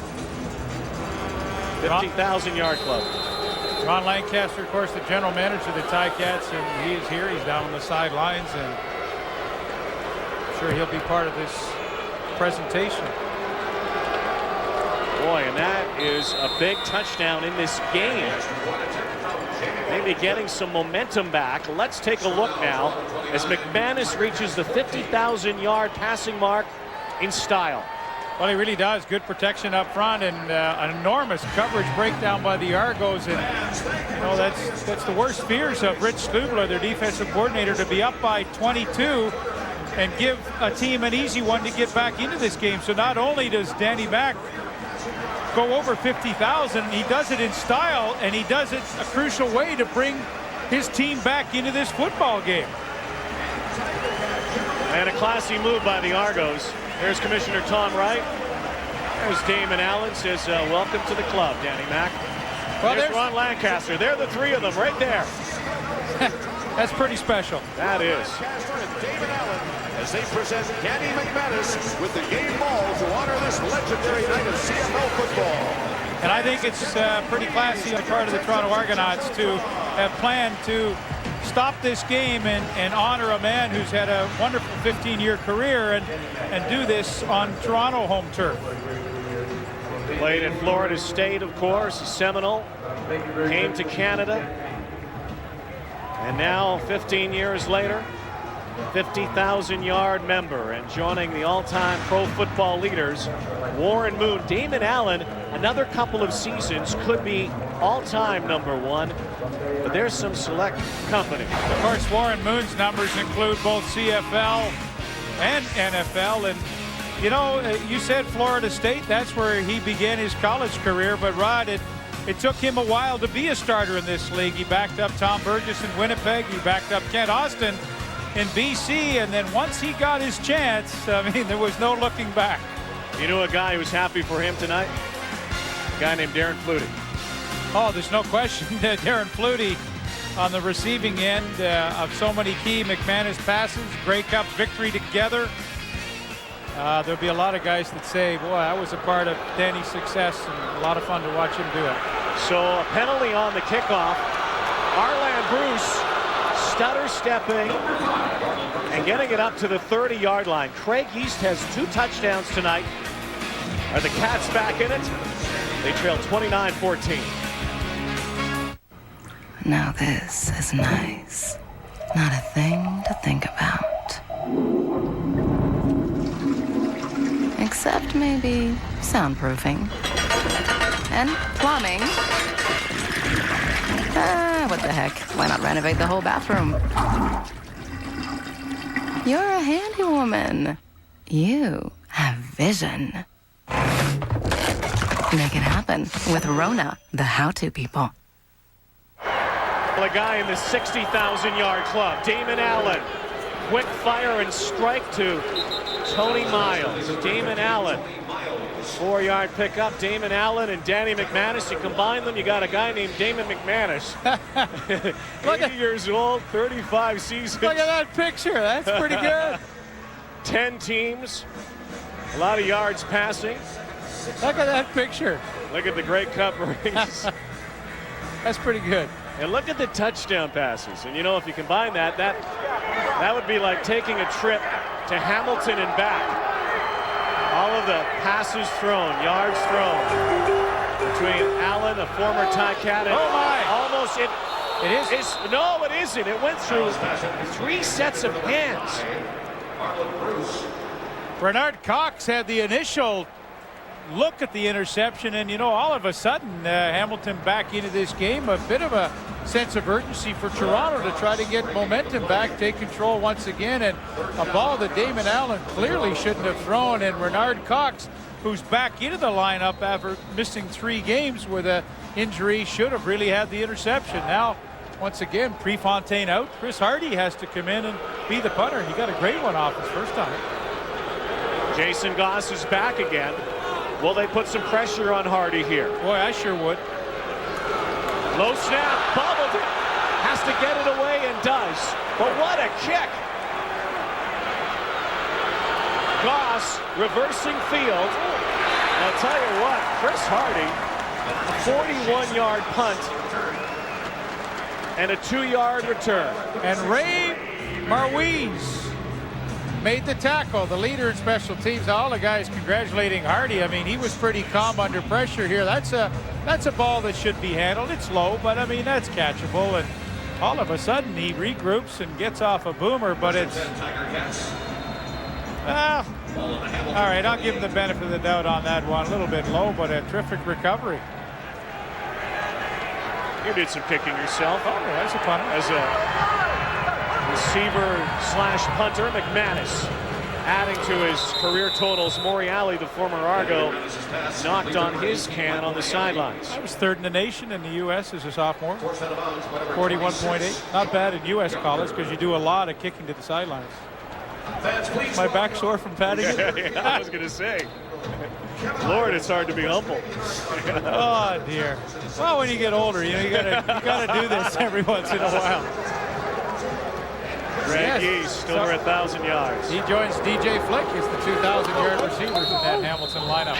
One thing the Cats have not been able to do here tonight, and they did with such effectiveness, is run the football on the shoulders and legs of Troy Davis. The Argos have a game plan tonight. We talked with Pinball Clemens before the game about any kind of attack, defensive attack they might have for Troy Davis. Well, and what he said was he expected Hamilton to come out in double tight ends, and they had this whole grandiose defensive scheme to go up against it. But yet Hamilton hasn't shown the double tight ends tonight, probably because they were down 21-0 before you could blink your eyes. So give Hamilton credit. You know, they've had some good drives, a big touchdown to Yeast, and all of a sudden 15 points isn't a whole lot. Completely different ball game, and with a minute to go before halftime, if they can get some more points here. Give credit to James Parisi for being patient. Julian Radlin looked like he might have been stopped on the 3rd down gamble, and they will move the yardsticks again. So Danny McManus, after giving up 2 interceptions, 1 for a touchdown, and the Tiger Cats looking shell-shocked early, has brought his club back into this one. And he's going to go hurry up now with 1:07 to go, and sure love the call, and what a great veteran to be able to run the hurry up offense. 11 of 16, and Danny Mack is tonight.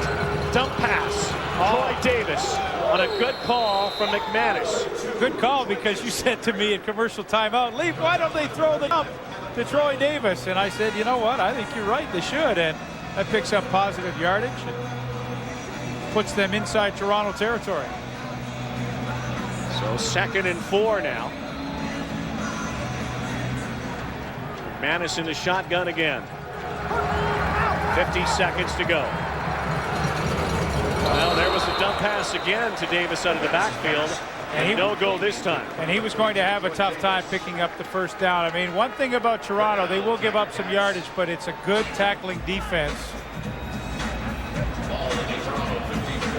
So Greg Marshall, last year at this time, he was getting his McMaster Marauders ready for the playoffs in Canadian college football. And you know, one of the great adjustments, Rod, that he's had to make, and he's talked about this, is, you know, they play only about 8 games in college football. Now he's in his 17th. That's twice the length of the season. And, you know, mentally as a coach, he has to, you know, that's a real transition for him as well.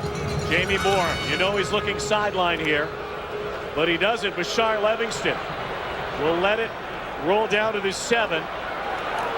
Fumbled, but it doesn't matter. It looks like it's a no yards call. You know what? A lot of teams may say that taking a no yards penalty against Bashar Livingston or Arlen Bruce is not a bad play. Well, based on what we've seen so far tonight. Not a bad play at all. Again, if you're just joining us, Bashar Livingston electrified the crowd here, taking the opening kickoff back for a touchdown. Hamilton 89, 5-yard penalty, first down. So 30 seconds to go before halftime. 28 points scored by the Argos in the first quarter. Only 1 point in the second, but look at the offense, 220 to 143. If you're just tuning in and you're looking at those numbers and saying, well, how in the world are they ahead 29-14? They did it with a missed field goal return for a touchdown, and a Bashar Livingston kickoff return for a touchdown. Allen handing to Avery. Flag. Montford brings down Avery. 28 seconds to go. Hamilton has a timeout. They'd ideally like to let Toronto run one more play, call the timeout to stop the clock, and then maybe have an opportunity at something.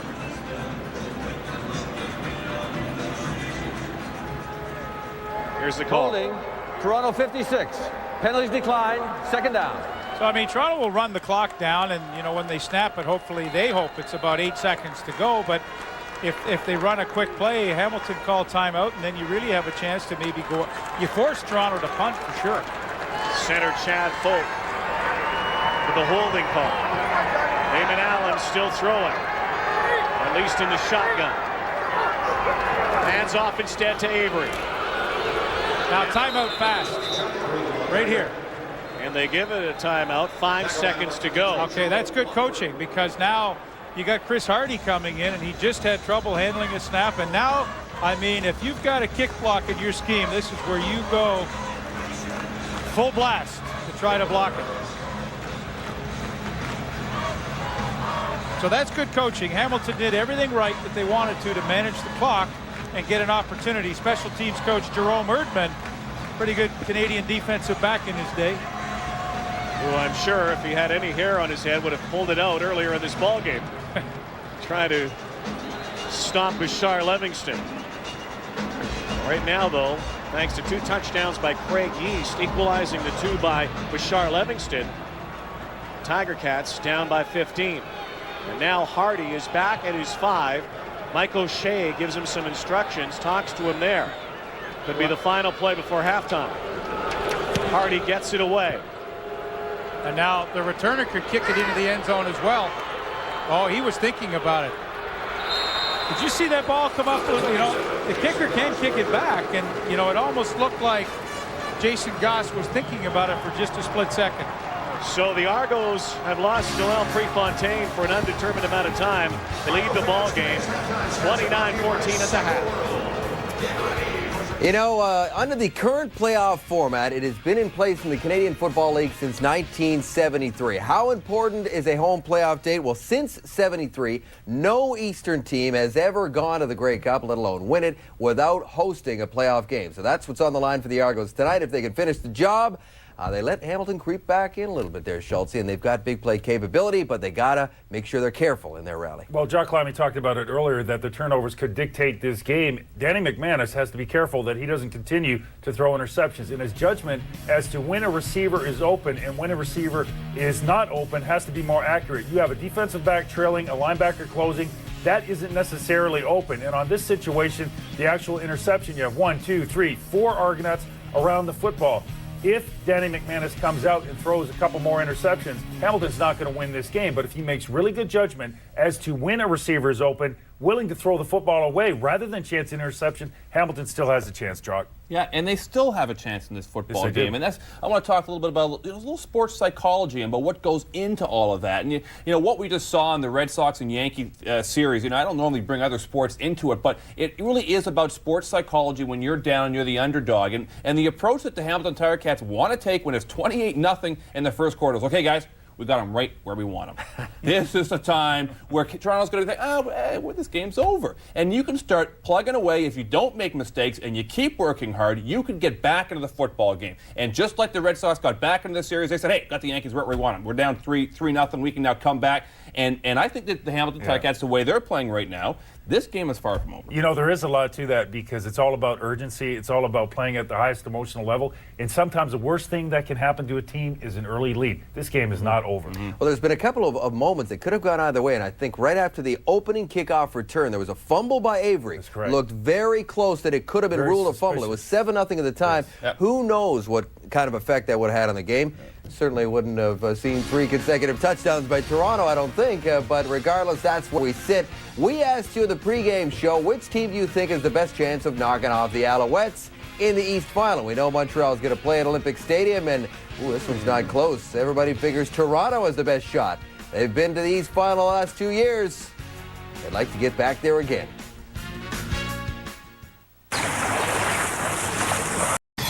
At the Half, brought to you by Wendy's, the official hamburger of the CFL. Wendy's, it's better here.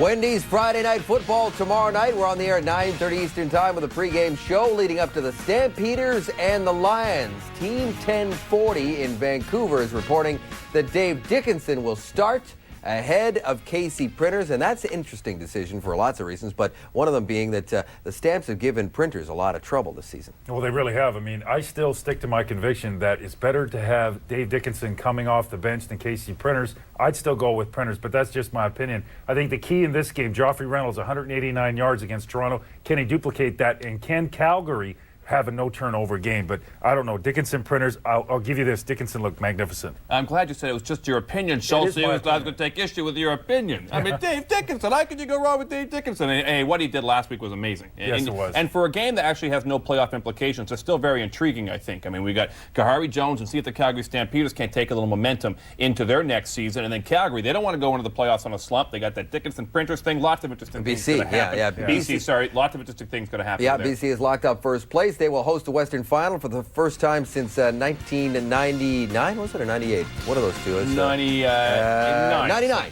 Hey, before he went into the dressing room of the Half, Chris Hardy practicing field goals. So it looks as though he had an interesting time punting the football. Looks like he's going to handle the kicking duties. Wendy's has a simply delicious way for chicken lovers to enjoy chicken. Our home-style chicken strips, big tender pieces of juicy whole season breast filet with your choice of 3 delicious sauces. Wendy's, it's better here. And our pickup window is open late. Hey, let's talk water softening salts.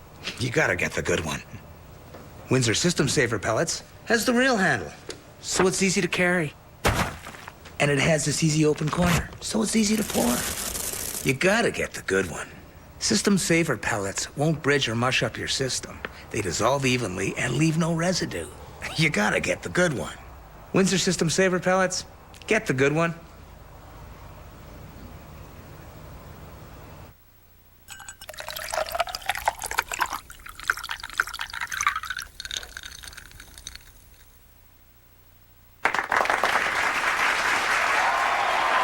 Crown Royal, proud sponsor of the CFL. Visit our website. Here we go. Move it here, move it there. Let's get it out. Move it here, move it there. Let's go. Move it here, move it there. What? Here,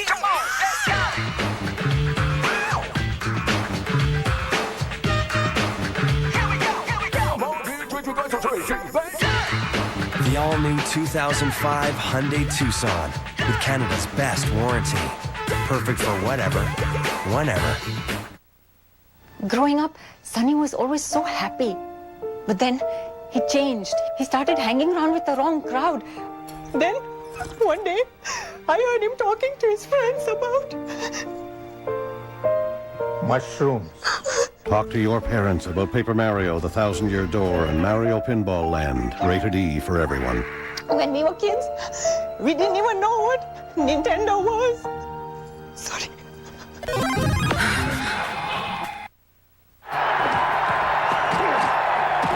This day in the CFL, brought to you by Sport Check, proud supporter of the CFL. October 21st, 1990, Bob Obinovich and Doug Flutie taking on the Edmonton Eskimos. First half, Flutie goes deep to Jay Christensen, who makes a catch and goes the distance. Lions led early. 19-5 BC now. Flutie goes downfield once again, and this time he hooks up with Tony Dennis. 46 yards for the Major, 26-5 BC. Edmonton's offense struggled on this day. Steve Taylor is picked off by Doug Tank Landry. Flutie and the Lions win big, 30-8. Meantime, here are the halftime numbers in tonight's ball game, brought to you by Molson Canadian. I am Canadian, Chelsea. Dave, if you didn't look at the score and you just look at the net yards for the Ticats, you would say, man, they must be winning this game, but those singular big plays are killing them. Time for the Ticats to make some game-changing single plays. They can get back in this game. Here is Claude Fig. With Argos head coach Pinball Clemens Pinner, the Tiger Cats getting a little bit of momentum late in that second half, but you got to be really happy with the way this game started. Special teams, defense, offense, everybody contributing. And we stressed those things this week. We said that we needed to have a touchdown on special teams this week. We were fortunate enough to get 2 in the first half.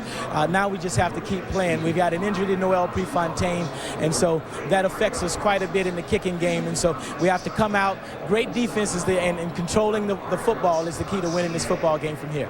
Going back to Damon Allen as a starter, but only 4 of 6 passing in the first half. Was that by design, or is this just what the Ticat defense is giving you? Well, part of that is because we've had touchdowns in the return game. We've got field position in the return game. We also got an interception for a touchdown. So in doing those things, it keeps our offense off of the field by no point of theirs. The other thing is we had some success running the football early, and I think that's made a big difference. And so we want to stay with that. We want to continue to run the football in the second half. All right, Petter, good luck in the second half. Right, thank you very much, man.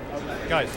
And in case you missed it, Danny McManus joining Ron Lancaster and Damon Allen as the only guys in CFL history to pass for 50,000 yards. Now this is nice. Not a thing to think about. Except maybe soundproofing. And plumbing. What the heck? Why not renovate the whole bathroom?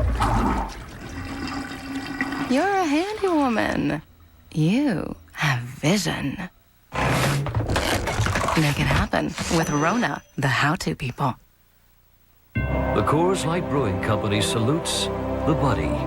I have told a ridiculous lie to back up a friend's ridiculous lie. I have slept outside because a friend put a sock on the doorknob. I have never hooked up with a friend's sister. More than once. I have been a friend. By being with my friends. Girlfriends. Friend. The Coors Light Brewing Company is proud of all the brothers from different mothers and the easy drink taste of the ice-cold Silver Bullet.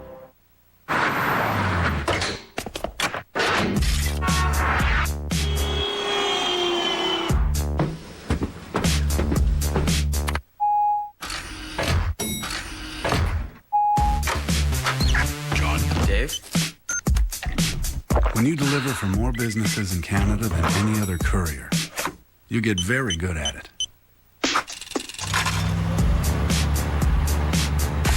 Purelator, where business is going. I've been a hog farmer all my life, but I ain't never seen anything like these Fram air hogs. Yeah! Crazy critters scaring the chickens. And the missus, too, to be honest. Mind you, folks can't wait to get their hands on them. The Fram Air Hog High Performance Air Filter, designed to allow more airflow for increased acceleration and horsepower. They breathe in, you peel out. Fram Air Hog, Hog the road. Hello? Lindsay, it's Mike. We got the job. Oh, that's great. But the client wants to move the meeting up to Wednesday. Get the team together, you pick up the reports and leave the rest to me.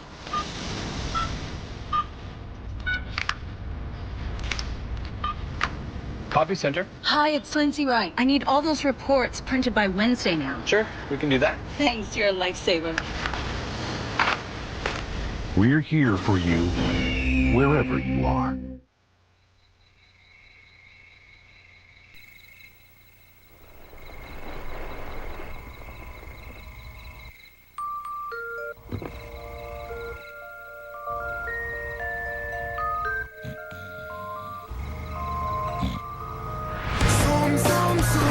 Introducing the redesigned 2005 Mazda Tribute. Funny what an SUV is willing to do for a little zoom zoom. Zoom zoom zoom. Danny McManus warming up. You know what? The Hamilton Tiger Cats are still in this game when it looked like they might be blown out in the first quarter. 29-14, the latest member of the 50,000-yard club in the Canadian Football League and in pro football. And a subplot now is, of course, the injury to Noel Prefontaine, who apparently has some sort of hip pointer or hip flexor injury on this field goal attempt.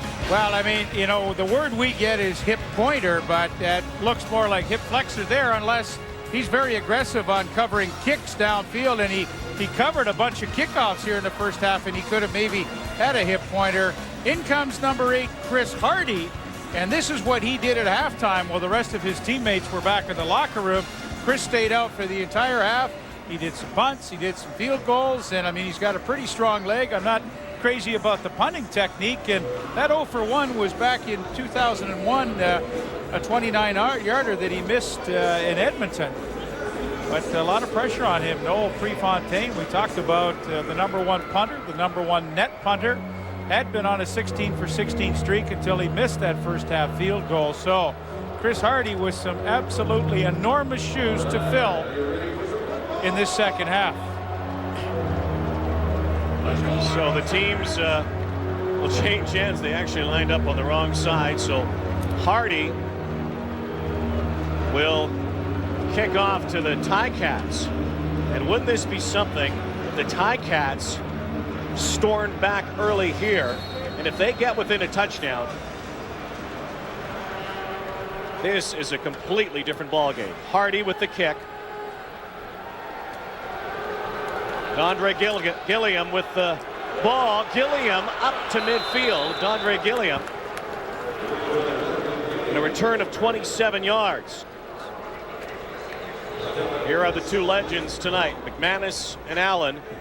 Damon Allen only 4 of 6. McManus 12 of 18. The 2 interceptions and the 2 touchdowns. It's funny, you know, I ran into Ron Lancaster when I was grabbing a coffee at halftime, Blackie, and Ronnie, of course, part of the presentation on the field. I said, well, what did you say? What great things did you say to Danny? He said, I told him to keep on throwing in the second half.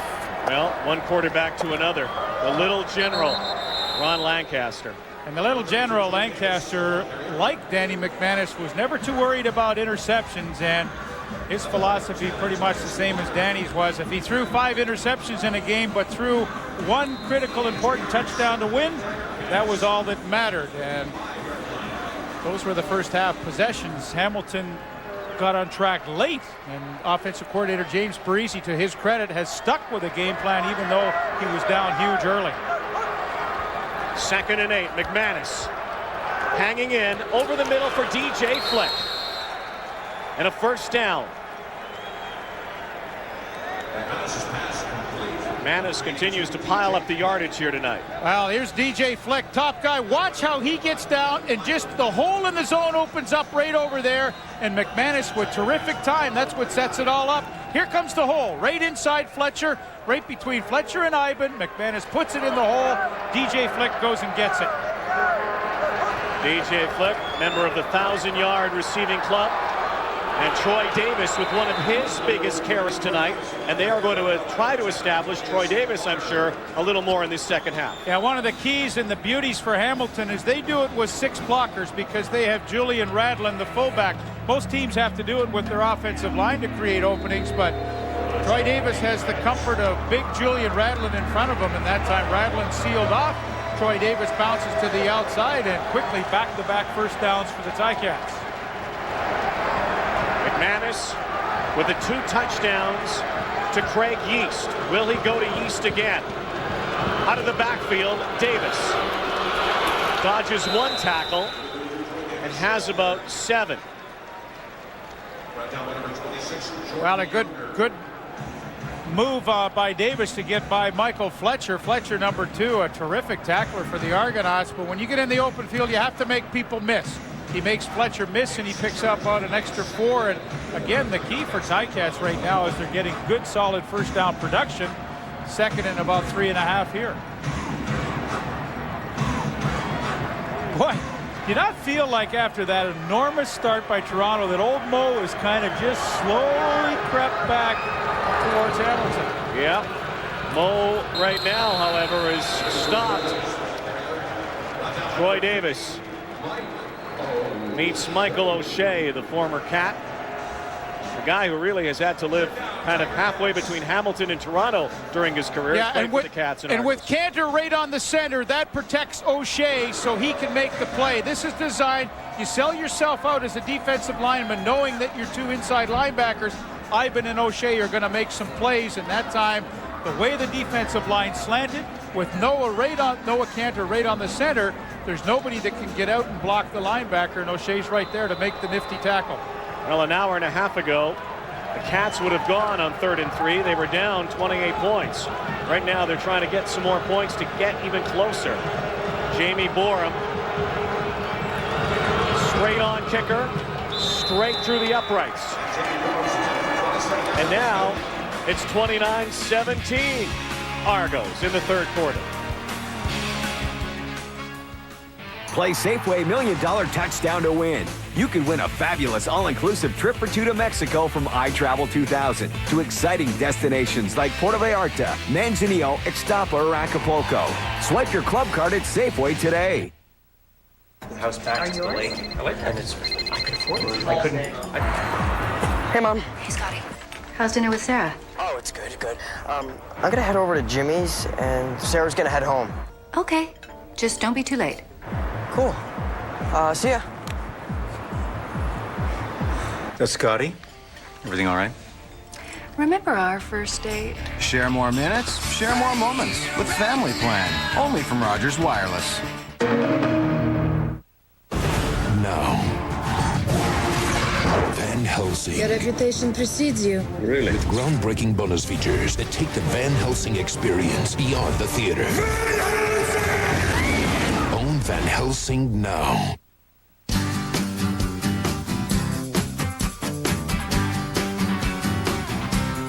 The wait is over. It's Kia's Drive More Clear Out, our biggest sales event of the year, with unbeatable deals like 0% purchase financing for 72 months, or up to $2,000 cash back, or choose great low lease rates. All backed by Canada's best ownership coverage, including free oil changes for life. These deals won't last, so hurry into your local Kia dealer today. This quarter is brought to you by Esquire. This is your time. The Argos lead now 29-17 in the 3rd quarter. Jamie Borum will kick off. And Bashar Livingston back with Arlan Bruce, and they now talk with each other. And say, who wants it more? Yeah, well, maybe even thinking about it, maybe a reverse here. Who knows? 2 dynamite returners. Bruce. And brought out of bounds at the 24-yard line. He had a lot better effort on that kick cover team, and those were the first half possessions for David Allen, a touchdown that he scored himself on a 1-yard quarterback sneak. The Ticats surrendering points in very different ways here tonight. Kickoff return, missed field goal, an interception. But still hanging in and trailing only by 12 points. John Avery's carried the ball a lot tonight. A lot of the mail for the Argos, much more than last week in the loss against the Calgary Stampeders, and has looked good doing it. And that may bode well for the Argos should they win this game and host the Eastern semifinal. If they lose the game, then a lot would be on next week. The Argos will host the Montreal Alouettes. The Tiger Cats have another game with the Ottawa Renegades. Funny, the shuffling and adjustments at halftime. Hamilton first down defense, put a real run defense in. Now they bring in their pass defense. Allen over the middle, and it almost was picked by Wayne Shaw, the former Argo. That should have been the second pick. Earlier they had a wonderful opportunity with Renard Cox, should have had an interception, and now Wayne Shaw, really the middle safety that's taken over from Rob Hitchcock this year. He should have had an opportunity. There he is, just to the left middle of your screen, and he's just reading the quarterback's eyes, and when that ball is thrown too far in front of Talbot, Wayne Shaw had a terrific chance for yet another turnover for this Hamilton defense. So Chris Hardy, 2 punts, first of his career, shown a pretty strong leg so far tonight. One of the things with Hardy that I watched at halftime was he just really doesn't extend the ball when he punts out in front of himself, and he kicks it high, but not terrifically deep. Goss with the ball is swallowed up, or is he? Antonius Bonner had him, lost him, didn't matter. Goss lost yardage. 8 yards as a matter of fact. His team trails by 12.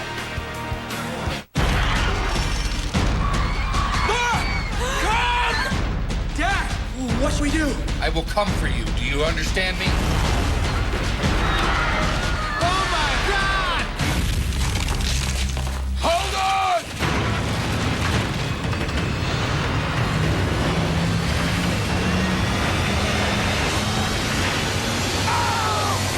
The day after tomorrow. Own the DVD today. No, we'll be fine. First and 10, Hamilton. Tiger Cats creeping back in this game. McManus hangs in, and the ball is fumbled but recovered, it looks like, by the Tiger Cats. DJ Flick was there to recover the football after it was fumbled by Troy Davis. The officials are talking about it. Is it a complete pass? Well, you make the judge. Troy Davis in the slot makes the catch initially. Didn't look like he had full control. I mean, it's tough. We're looking in slow motion, and you know, they give him the catch and fumble recovery, I guess. 12-yard gain for the Tiger Cats. Again, came into tonight after 3 straight wins, including a win in overtime last week against Ottawa to clinch a playoff spot. Davis battles, really gets nothing. Couple of yards at best. And a flag on the play, some chirping and rough stuff after the whistle. Well, Wayne Smith, the right guard, was way downfield getting into it with Adrian Smith. Interesting, the chess match here. Hamilton now has gone double tight ends. Toronto counters. They bring in Marvin Thomas, number 98, an extra defensive tackle. They go to a 4-man front, which they don't like to play. Major foul, unnecessary roughness. Hamilton, number 80. It was after the play, second down. Yeah, those are garbage penalties. That's Ibrahim Tunkara, downfield, number 80, wide receiver or slot back. You know, give me a break. That stuff, when you're trying to claw your way back into a game, it's just killer kind of penalties. Boy, if I'm a coach, I take him by the scruff of the neck, because that's just unforgivable stuff. Again, this is now the most penalized team in the Canadian Football League, even more so than the Montreal Alouettes. First and 20 is tough against a strong Toronto defense. McManus airs it out. Catch made by DJ Flick down the sidelines. And how about Danny Mack? Jordan Younger victimized by DJ Flick. A lot of good offseason acquisitions by the Ticats, but probably none bigger than DJ Flick at the top. He beats Jordan Younger. He gets caught flat-footed. He's looking into the backfield as a corner. That's the kiss of death. DJ Flick with legitimate 4-2 speed down the sidelines. Nothing fancy. The only thing fancy was the throw by Danny Mack, and all of a sudden, the Ticats on 1st and 20 convert quite easily, and James Parisi looks like a miracle worker, the offensive coordinator, in his play selection. Davis on the delayed draw, but nowhere to go again. So now a passing down upcoming for McManus and the Tiger Cats, back in the red zone again. Well, there's Parisi again, first-year offensive coordinator, 47 years old. Local guy, born in Dundas, Ontario, so he knows the Hamilton area quite well. He coached in quarterbacks at the University of Central Florida. A very, very good offensive mind, and I'm glad Greg Marshall gave him a shot. We are going to go to break with an injury on the field to Tim Baker, but don't go anywhere. Cats clawing right back. Wendy's CFL Fantasy Football. Register free all season long at fsn.ca. Pick from 2 CFL fantasy football games, casual or hardcore. With great weekly and monthly prizes, there's more than just bragging rights on the line. You could win a Sony 42-inch Grand Vega TV or the ultimate dream workshop from Porter Cable. Think you know Canadian football? Prove it. Get to CFL.ca or FSN.ca for Wendy's CFL Fantasy Football and sign up now. Tim Cheatwood and the Hamilton Tiger Cats. That is a ferocious front line. They are now the per-later sack leaders in the Canadian Football League. For every sack in a game, per-later contributes the quarterback's weight in food to a local food bank. Per-later, Canada's biggest courier company. 43 sacks and counting. Should point out that the Toronto Argos have not recorded a sack tonight, and that is not surprising because the Cats' offensive line and McManus don't give up many sacks. 2nd and 9. McManus. Penalty flag down. Dondre Gilliam. But that might be a holding call in the backfield. Gilliam picked up the first down, so if it is, Toronto, without question, has to take the penalty. Holding, Hamilton 69. 2nd down repeated. John Woodard, the left tackle, all 6'5", 325 pounds of him. And I mean, this has been a well-executed drive by Hamilton, only for the penalties. Tunkara with the unnecessary roughness penalty, and now on a 2nd and long conversion, Woodard with the holding penalty and brings it back. And all of a sudden now Danny Mack again 2nd and 20, and we'll see. The last time they came up with the long pass to DJ Flick, we'll see what he has in his bag of tricks here. 2nd and 19. McManus stands in, looks to the end zone. Is it picked? It is. A tip drill, and Clifford Ivory with his 2nd interception of the night. So the Argos snuff out a Hamilton drive thanks to Cliff Ivory. Okay, you guys, get ready to deliver. Every time a CFL quarterback gets sacked, he will take his weight in food to the home team's food bank. And TSN will keep track with the Purelator Tackle Hunger Sack Tally. So get out there and deliver. Purelator Tackle Hunger.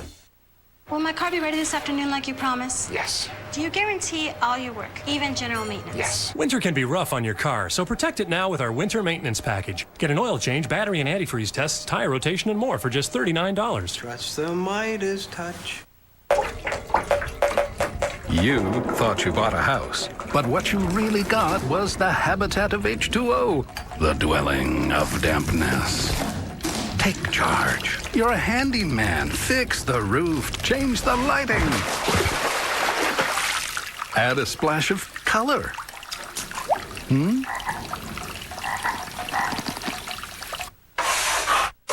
Make it happen with Rona, the how-to people. The Coors Light Brewing Company salutes the Buddy. I have told a ridiculous lie to back up a friend's ridiculous lie. I've slept outside. Because a friend put a sock on the doorknob. I've never hooked up with a friend's sister. More than once. I have been a friend. By being with my friends. Girlfriends. Friend. The Coors Light Brewing Company is proud of all the brothers from different mothers and the easy drinking taste of the ice-cold Silver Bullet. Well, Spider-Man does take off his mask. Look at that. Hello, Peter Parker. Well, tomorrow night, hockey. Oh, he's putting it on. There it is. Canada and the Soviet Union. The Canada Cup. It's the only hockey we're seeing right now. The Canada Cup Classic tomorrow on TSN. So an interception by Clifford Ivory snuffs out a Tiger Cat threat. 7:20 to go, third quarter. Allen connects with Tony Miles. Let's go back to the interception of Clifford Ivory, his second of the game, and really not a bad time to do this by Danny Mack. I mean, he's 2nd and 20. A field goal attempt would have come from 48 yards, so why not take a shot at the end zone? You never know what may happen. He did throw into double coverage, but, you know, this is one of these situations where I think you say, that's not a bad play. They gave up the pick. It comes out to the 25-yard line. I'm not sure Borum has the range. Clifford Ivory showing great hands there. Seen it earlier tonight. Pickoff for a touchdown and a pickoff in the end zone this time. He has done it many, many times to many, many quarterbacks. Danny Mack, the Ticats, needing a win to keep their hopes for home field advantage alive. 2 weeks to another meeting. It would be round 4 of the season between the Argos and Cats. 1st and 10. Allen pitches to Avery, going right side, comes back left side, and gets a huge block. But Eddie is wrestled down to the ground by Jason Goss. Why, the Ticats absolutely stuffed this at the point of attack. One of the few times tonight that they've used Jeff Johnson, the fullback, as a lead blocker, and he absolutely got crunched by the Ticats on the outside, forcing Avery back. I mean, here's Johnson going to the right. Watch this on Donovan Carter. He just gets taken to the turf, and pretty good reaction by Goss. So 2nd and 9 now. Allen in the shotgun.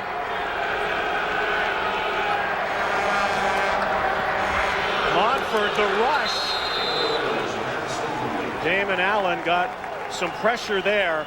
We talked about those ferocious linemen that the Cats have. Tim Cheatwood and Joe Montford. Johnny Scott all up there. Yeah, they did it with only a 3-man rush, dropping 9 rods. So when you get pressure like that from your front 3 and you can force a tip, you've done a heck of a job on defense. Another guy who's done a heck of a job so far here tonight, see if he keeps it going, is Chris Hardy, replacing Noel Prefontaine. Goss is back to return this kick. Well, he's been rather athletic back there, and he's had to be because he's had some wild snaps. Look out! Oh, my. He just got that away.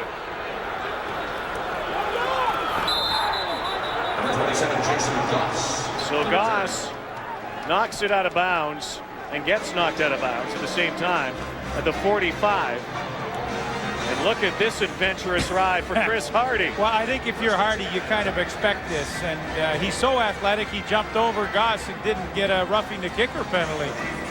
But I think if you're Hardy, you come in this kind of situation, you have to expect that the other team is going to try to come after you. I've been impressed with him. I mean, he's had some good punts tonight. He's been cool under pressure. He was a pretty good quarterback in his time, too, and kicker at the University of Manitoba, the Bisons. Then drafted by the Edmonton Eskimos a few years there.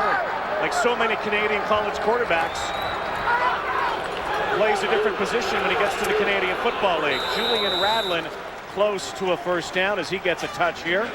You know, I think this is a great call against the defense that really most of the time rushes 3 and 4. But, you know, they rush 5 a little bit, but when they're only rushing 3 and 4 and dropping 8 and 9 guys, you really have to take advantage of your backs and dump it off them. I know you, Rod, felt they should do that more in the first half, but they are doing that here in the third quarter, and they're getting some really good positive yardage with that. And Julian Redlin averages almost 10 yards of reception, so he's pretty fleet of foot when he gets it in the open field. Here's Davis. The Argos continuing to do a good job at number 32. Just 44 yards for Troy Davis tonight. That is a far cry from the 233 he had a month ago. Well, you know, everybody thinks that a 3-4 defense, you should be able to run against it quite easily and hit what they call the bubbles, the 2 inside linebackers. But Toronto is very physical with Ivan and O'Shea and Fletcher up there, and they're as good as anybody at coming up to take on the run. Passing down, looking for, and almost found DJ Flick. Good job by the Argos secondary. Well, Danny Mac not afraid, as we've talked tonight, about throwing it into a crowd, and once again he did that, trying to get DJ Flick. Again, the Ticats a touchdown away from making this a very, very close game.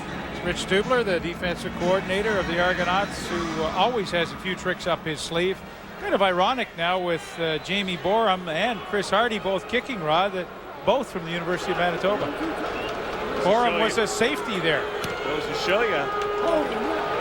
Friendly Manitoba full of good kickers. Bashar Livingston won't take the knee, and this time Damon Allen and the Argos will operate from the shadows of their goalpost. 29-17.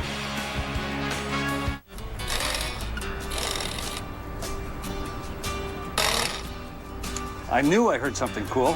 What you got there? My new Mastercraft air compressor from Canadian Tire. Can it do anything else? Yeah, let me show you. With this 2-in-1 air tool, I can use staples or load it with brad name. Either way, it gets the job done quickly.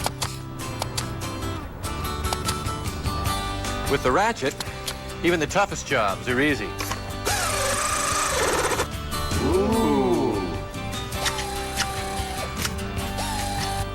And with a quick adjustment to the pressure, using the spray gun is simple. The Mastercraft 5-gallon air compressor with accessory kit and bonus Mastercraft 1 1/4 nailer, just $199.99. Show him the impact gun. Things just seem to get a little easier when you start at Canadian Tire.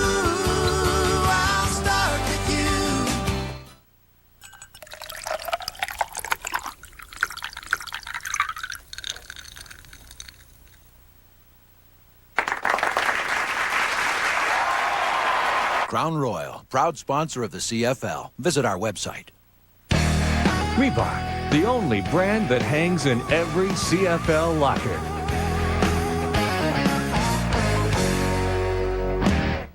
Stamps, Lions, Wendy's Friday Night Football, tomorrow on TSN. Well, Bashar Livingston will get another chance here. The Argos will see another kick here from Jamie Borum, a holding call on 3rd down. And Bashar Livingston has to get serious consideration for player of the game. Wow. Our Rogers player of the game. You can dial in on the internet or on your cell phone. Danny McManus, you never know what could happen. You can vote in the fourth quarter. That's the sentimental vote right now. Yeah. Clifford Ivory, John Avery. There's a lot. Rogers player of the game brought to you by Rogers, your world right now. This game far from over, inside 3 minutes in the third quarter. But think of what Hamilton gave up with that holding penalty. Borum was such a great kick to pin Livingston deep. Well, he might pin him deep again. And they do. Oh, my. Great kick by Borum. Certainly, Jerome Erdman, who's the special team coach in Hamilton, had a serious chat with his teams at halftime because they've had a renewed enthusiasm for covering kicks here in the third quarter. No kidding. That's what I said to Ron Lancaster at halftime. I said, what do you think, Ronnie? Are they nicely positioned? He said, we'd be better positioned if we knew how to cover kicks. Well, they did that time. The Argos are pinned back to their 6-yard line. With 2:30 to go in the third quarter. One of the biggest crowds in quite some time here at Skydome tonight. Great crowd. 30,369. Allen out of the backfield. A good call there to Tony Miles. And we'll get about 6 yards on the play. You talk about football revival down the road in Hamilton. The same must be said about the Toronto Argonauts this year, thanks to their new ownership. First time they've broken the 30,000 barrier this year, and pops their average up well over 25,000 for the year. So 2 years, they'll have a new stadium in Toronto. Allen, no one home. So they'll have to kick it away if they indeed do kick it, although there is a flag on the play, and that could be interference on the far side of the field. Let's see what the officials think. Oh, it is. Look at that. And so, in what might have been a 2-point illegal conversion, contact on a receiver. Hamilton 26. First down. Moves the football. Illegal contact on Diedrich Mathis, the corner. I mean, you start to look at the penalties in this game, and you know, they got lucky with that punt by Borum where they pinned Toronto deep after they got brought back for holding. But how many times has Danny McManus been in 1st and 15, 1st and 20, 2nd and 20, 2nd and 20, and now this penalty when you're going to get the ball back at least at midfield. Out of the backfield is Avery. Or perhaps they might have even been thinking about giving up 2. Oh, absolutely. They certainly, that could have come into the equation. I mean, Rod, you look back to the history right here and the difficulty that Hamilton's had at winning at Skydome, not having won since July 20th of 2001, when you're desperately trying to fight your way back into a game. These penalties have just enormous magnitude right now and could very well affect the outcome of this game as we wind down the third quarter. Allen to Miles again. The former Ticat has done the bulk of the pass catching tonight for the Argos. 11-yard pickup, another first down. Robert Baker has caught one. Andre Talbot they have not gone to Andre Rison yet tonight. Now that was a good trade for both teams when Tony Miles came to Toronto. Joe Montford went to Hamilton. Randy Bowles, a fullback, was also in that deal. He is not here any longer, but you know, that was a good trade. Tony Miles wanted to move, Montford wanted to get back to Hamilton, and it really worked out well for both sides. Twin eye on 1st and 10 and nowhere to go. Tony Miles is 5 of Damon Allen's 8 completions here tonight. There's Tony Miles.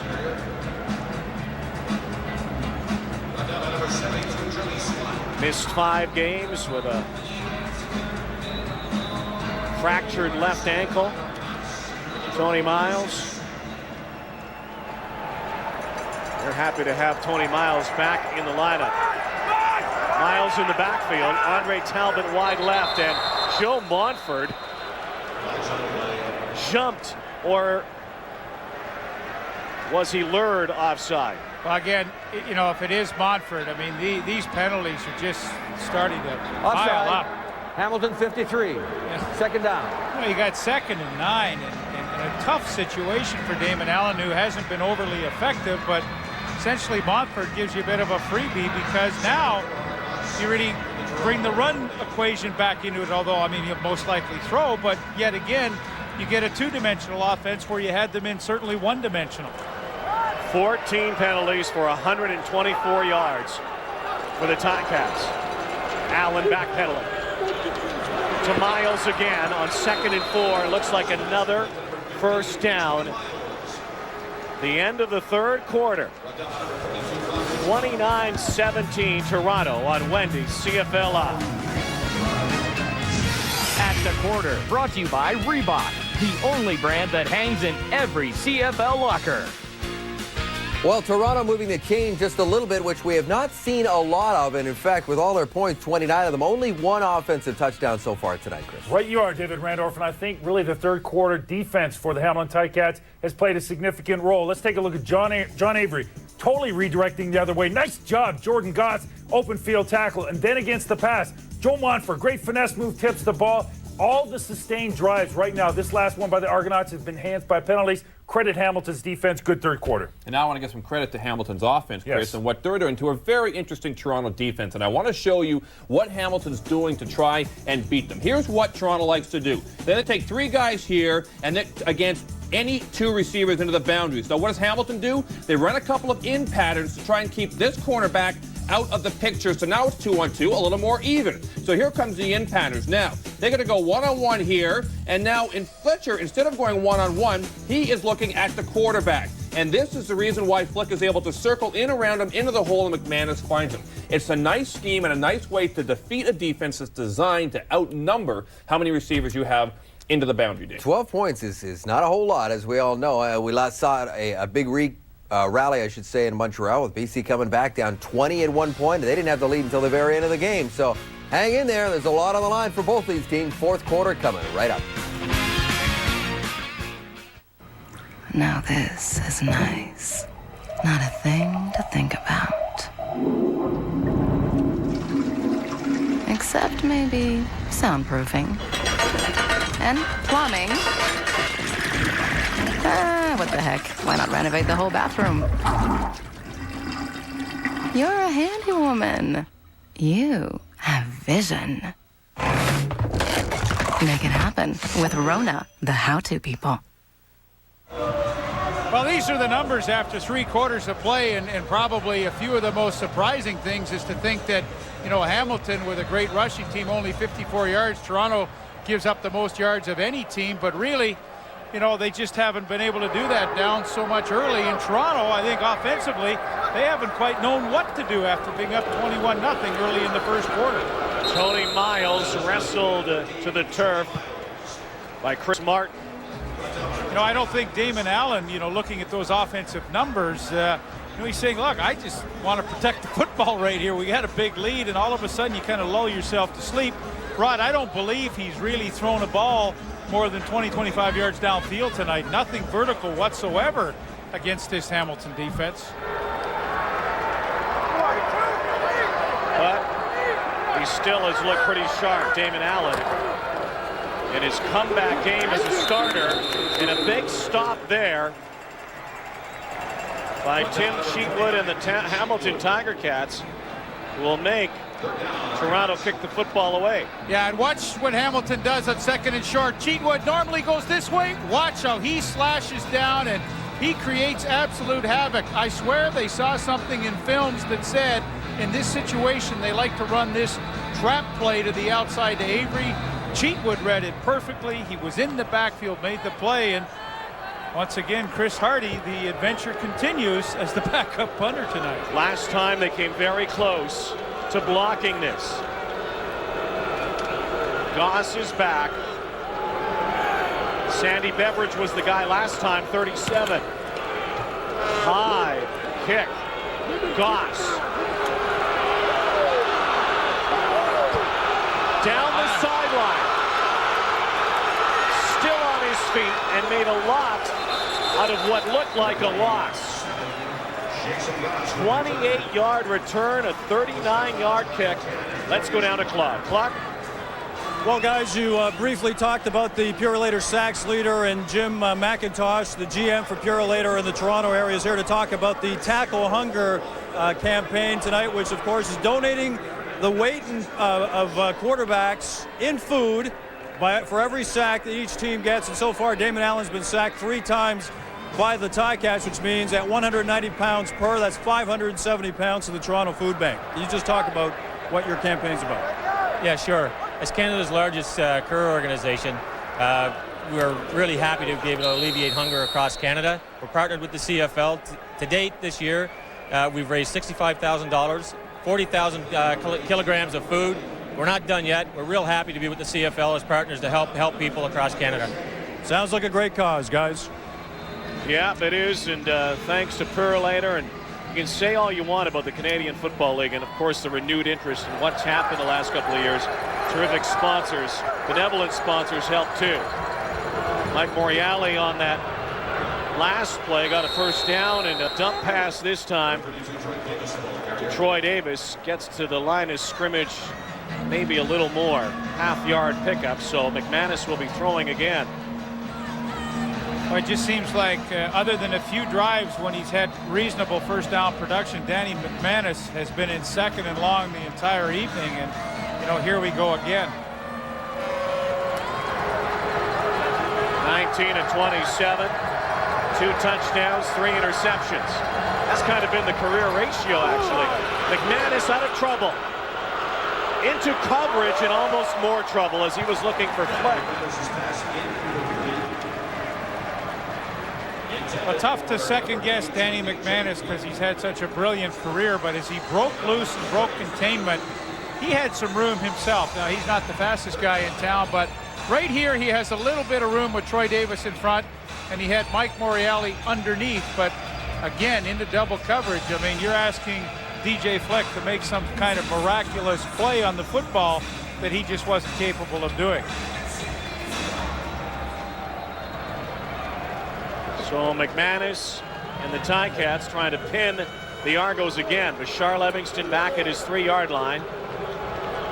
Jamie Borum at his 45. Line drive punt this time. Livingston finds room again. High stepping up to the 33-yard line. It's 29-17 with 11:38 go. Vote now for the Rogers Player of the Game using your Rogers wireless phone. Type the first letter of your player's city and his jersey number. Then send to Go CFL or vote online at CFL.ca. Play Safeway $1 Million Touchdown to win. You could win Prima's 27-inch super flat TV with MTS stereo sound, digital comb filter, DVD-ready component input, and front and rear audio video jacks. Swipe your club card at Safeway today. Wendy's CFL Fantasy Football. Register free all season long at FSN.ca. Pick from 2 CFL Fantasy Football games, casual or hardcore. With great weekly and monthly prizes, there's more than just bragging rights on the line. You could win a Sony 42-inch Grand Vega TV or the ultimate dream workshop from Porter Cable. Think you know Canadian football? Prove it. Get to CFL.ca or FSN.ca for Wendy's CFL Fantasy Football and sign up now. How's the heartburn? It's gone. I took Tums. That was fast. Interesting thing. When you ingest Tums, it goes directly to the acid in your stomach and actually converts it partially to water. And Tums contains calcium, something your body uses anyway. Anyway. Oh, you should have been at the game. Tums knocks out heartburn fast. That's all you really need to know. Now there's new Tums Smooth Dissolve. It's so silky smooth, you have to try it to believe it. Well, James Gandolfini stars in the new episode of The Sopranos, Sunday at 10 on CTV. Down the dial. Viewer discretion is advised. Toronto Argonauts get the football back again. They have punted over their last 7 possessions. Scored 28 points in the first quarter. Only 1 point since. That was in the second quarter. Penalty flag on the play here. Offside on Toronto. And of course, in a couple of years, the big news here in Toronto this week was the fact that the Argos will have a new stadium for their owners, their new ownership. But it's not going to be downtown at Varsity Stadium. It's going to be out at York University. Well, the initial drawings are spectacular, and Howard Sokolowski, David Cinnamon, the owners, Tom Wright, the commissioner, was on hand along with President Keith Pelly to make the announcement, and they hope to be operational, all things being equal, for the beginning of the 2006 CFL football season. And 25,000 seat stadium combined with as a soccer facility that the Canadian Soccer Association will be a part of, and drawings look pretty good. Potential of hosting a Grey Cup game as well. Avery. John Avery might break one here. He does, up to midfield. John Avery looked like he was going to be brought down at the line of scrimmage. Scampers for 27 yards. Well, Rod, there's been a lot of little things in this game that may become big things when the final outcome is told, because Donovan Carter right there had a good chance to stop Avery and they would have to punt, but Avery is so elusive and he's good for one or two of these a game, but you look at missed tackles and missed opportunities through penalties, and that's the reason why Hamilton's trailing. Hands inside to Avery again. And a couple of flags on the play. Well, that stadium at York University, the plans look great. There has been some criticism about holding. Toronto 65. First down repeated. Sandy Annunziata about the accessibility, transit accessibility to York University.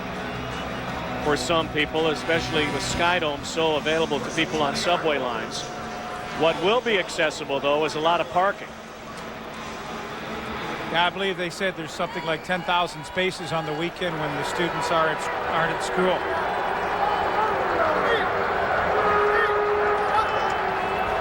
Allen again throwing. Open again is Tony Miles. Tony Miles seems to be the primary target for Damon Allen here tonight. Well, the Argos' next home game, will it mean anything? If this score stays true, their next home game against the Montreal Alouettes will just be a warm-up, but tickets are all available for the next home game a week from now against the Owls, who need to get it going before the postseason. They'll host the Eastern Final at Olympic Stadium. Allen looks like a holding call, launching for Miles. And another flag on the play, and once again it looks like a holding call.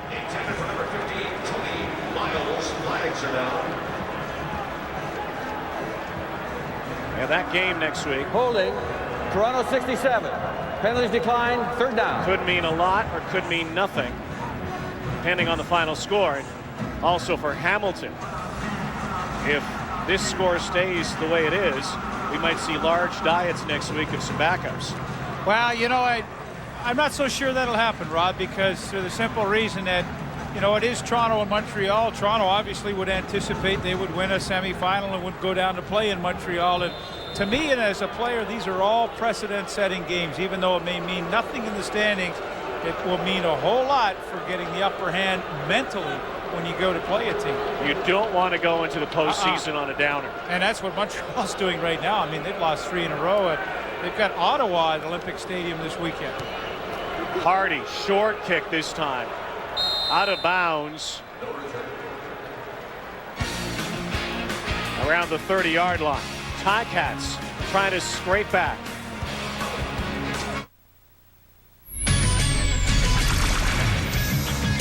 Hi, everybody. Welcome back to the Sports Center Newsroom. I'm Darren Detition. We're going to get you back to Sky Dome in just a moment or two. Let us bring you up to date in Game 7 of the NLCS. The Cards and the Astros battling for the right to face the Boston Red Sox in the World Series. First inning, first batter. It is Craig Biggio, and it's gone. Just inside the pole. A homer to lead it off. 1-0 Astros. Top of 2. A 2-on for the Astros. Brad Osmus with a shot to deep center. Looks like it's going to drop at Jimmy Edmonds with an unbelievable diving catch to save a pair of runs. Top of 3. Jeff Bagwell flies one to Edmonds. Beltran would tag. Edmonds with the throw. It gets by Scotty Rowland. Beltran will score to make it 2-0. The Cards have cut that lead in half. It is now 2-1 as they continue to play. As I mentioned, the next edition of SportsCenter will come your way immediately following tonight's football game. We will have all your highlights and more. We'll see you then, folks.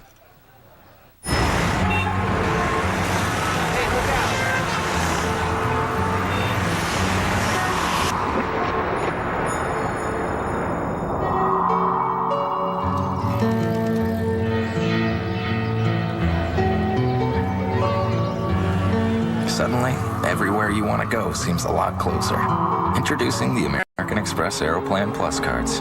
You can earn up to 60% more Aeroplan miles. And when you earn faster, everything gets closer. Tonight's game story brought to you by Sport Check, proud supporter of the CFL. Well, Bashar Livingston, a couple of touchdowns on kick returns. Damon Allen, 89th career rushing. The one I love, though, Danny McManus, over 50,000. Ron Lancaster, Damon Allen, the only other CFL quarterbacks to do that. And Craig Yeast, with his 2 touchdown receptions, has brought Hamilton back to respectability in this game. McManus going long for Gilliam. Bumping there with Adrian Smith. And Adrian Smith did a super job just to keep enough pressure and leverage with his body that Dondre Gilliam could not work back to the field and try to make a play on the football. The 2 defenses here have really settled into this ball game. Well, I mean, you know, look at the difference in the game. It's 2 kick returns for touchdowns and a Clifford Ivory interception. I mean, and those are great plays and you never take them away. But that's 21 points that Hamilton would say we gave them. I know Toronto earned them, but Hamilton would say we gave them those points. McManus over the middle, picked off by Mike O'Shea. O'Shea brings it down to the 12. The veteran, Mike O'Shea, and now we've got a brawl down below. And just like the Labor Day Classic, tempers are frayed here. And the former Ticat takes one almost to the end zone off of his old teammate, Danny McManus. Well, and the key here, here's Mike O'Shea. They all fake up in here, they fake up in here, and then he drops back, and all he's doing is reading the eyes of the quarterback. Look how he keeps his eyes right on McManus. He's pointing out, go here, go there. And then when the ball is in the air, he reacts to it. He makes his 3rd interception of the season. And this might be the one that really does it, although there's 8 minutes to go. The Toronto Argonauts defense has made a lot of good plays tonight. Unnecessary roughness, Toronto number 12. Major foul, unnecessary roughness, Hamilton 69. First down. So Jonta Woodard and Adrian Smith going at it. Saw off the penalties. Mike O'Shea, though, another pickoff here tonight. And you have a feeling, you know, Hamilton's had a number of opportunities. The Argos have only had 1 point on the board since that first quarter explosion. That if Damon Allen takes them to the house here, the W would be Toronto's. But 8 minutes still to go. The 4th quarter is brought to you by Kellogg's Vector. Vector, official food energy of the CFL. Fuel up. You know, Rod, it's interesting. 2 of the 3 interceptions that Toronto's had tonight, O'Shea's and one of Clifford Ivory's, have been simply getting your drop in pass coverage and reading the eyes of the quarterback and breaking on the football. And you know, a great lesson for young DBs. If you get your drop, then you can look into the backfield and react to the ball in the air. Allen looking in the end zone, and it hit the goalpost. Was looking for Robert Baker, but hit the upright. And that will bring out Chris Hardy for a field goal try. Well, we watched him at halftime, and he was a little shaky from 40. He was about a half he would make, but I mean, this is certainly a pretty much of a chip shot for him at 18 yards. So a chance for his first ever field goal in the Canadian Football League. Well, he looks good. I mean, I give him some style points tonight. Again, thrown into the fire with the injury to Noel Prefontaine. This could be a big field goal in the final equation of this game. And he got it.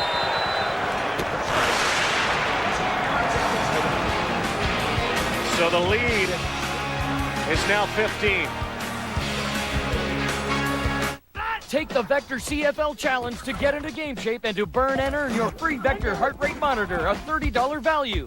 Collect UPC codes on any Vector product. Then go online to access professional training programs developed by Team Vector players and certified CFL trainers, including agility, strength, energy, speed, and power.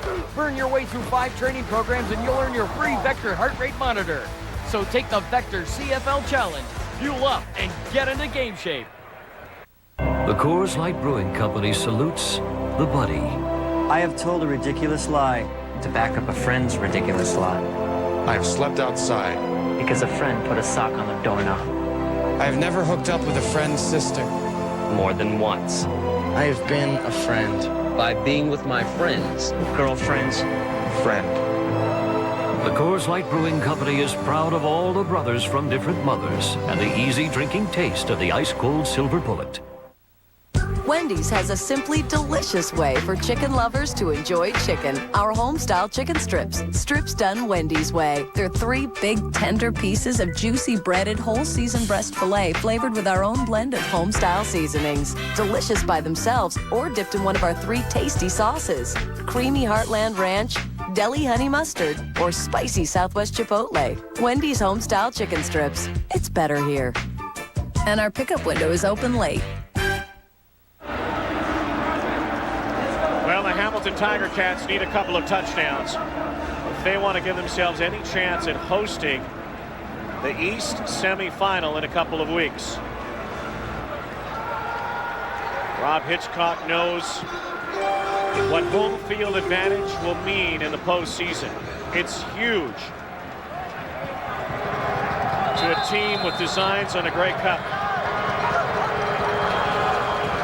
McManus out of the backfield to Davis. Well, since 1970,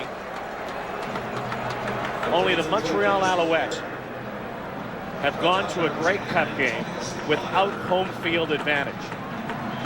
And only 5 times has a visiting team won the East semifinal. That's pretty strong. Tells you a lot about that home field advantage in the playoffs. And the Argos know it too. Davis, stutter step. Fumble, and the Argos have it, and another turnover, and that could be it. Orlando Steinauer picking the ball up. 6 minutes to go, and the Argos look like they're going on their way to victory. If good things come to those who wait, then great things come to those who hurry. The Mitsubishi year-end clear-out is here, and there's never been a better time to get great deals on all remaining 2004 Mitsubishis. For a limited time, come in for incredible offers, like 0% purchase financing for 60 months on all remaining new 2004 vehicles. So don't wait. Visit the Mitsubishi year-end clear-out today. Hurry, offer ends soon. Welcome back. Movement on the line as the Argos get the football back again tonight. Well, I think you can see a good example of textbook tackling tonight by Argos. Fletcher wouldn't let Davis get to the outside. He knew he had help from the inside, and between O'Shea and others, they create the fumble. Steinauer with the recovery, but I think the Toronto linebacking core and secondary have had a textbook tackling evening. Look at the turnovers. 5 by the Tiger Cats, just 1 by the Argos. And that was a turnover on downs early in the football game. And dropped pass that time. Arland Bruce, who has not been as loud as he has normally been in the last few games for the Toronto Argos. Tony Miles has done the bulk of the receiving tonight. And all those numbers translate into 191 yards a game of offense, which has been a much-needed boost for this Toronto team since he came back and signed as a free agent midway through the season.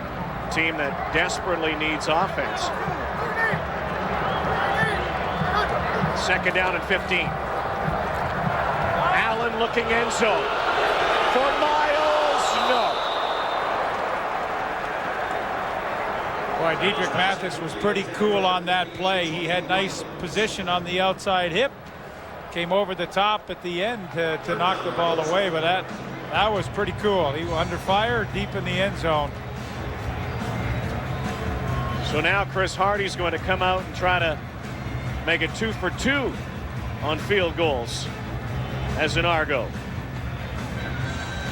Again, the Argos will wait over the next couple of days to check out the status of Noel Prefontaine, their all-star punter. And of course their kicker. Now, this is from the 40. This will test his range, because I mean he was kind of hit and miss at halftime when he was warming up out here from the 40 by himself. That's a good kick. Kick is up, and it's good. How about that? And with 4:51 to go, that might be too much for the Tiger Cats to overcome. An 18-point advantage. This winter, don't let the weather get the best of you. Fight back with a new Michelin X Ice tire. Available now at Canadian Tire. Well, Chris Hardy, who is normally a backup member of the secondary for the Toronto Argonauts, when your number's called, you have to play. You have to rise up, and he certainly has done that here tonight. Yeah, I concur completely. He has done a terrific job punting and he's been good on the kickoffs. Troy Davis fumbles again. Carl Coulter picks it up, and turnover is costly for the Tiger Cats tonight.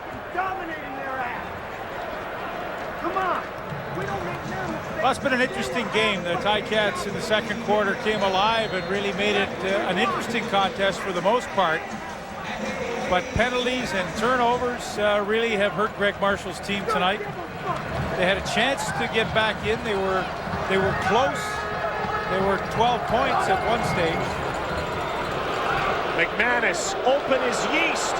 He's got it, and he'll go to the end zone. Third touchdown of the night for Craig Yeast.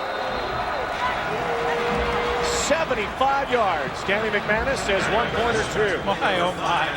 I mean, most likely these are just going to look good in the statistical story for tomorrow's newspaper. Well, you never know. This is the CFL. No, you never know. And you and I have been around long enough. Baby, certainly I've been around long enough to know that it can happen. 3 minutes and 50 seconds. 3 minutes and 50 seconds remaining. What a night for Craig Yeast. He was trying to go over 1,000 yards coming in at 9:34. I'd say he did it rather easily. Smashed it, I'd say. He smashed it. So they'll go for 1 point. And again, inside 4 minutes, it can be a long time in the CFL. Do not put the W in so fast for the Argos. I'd put it in. I just got a double clutch now on that long pass. 35-24. Hey, great party, man. Lots of ladies, huh? Oh, she's got hungry eyes, and I am an all-you-can-eat buffet.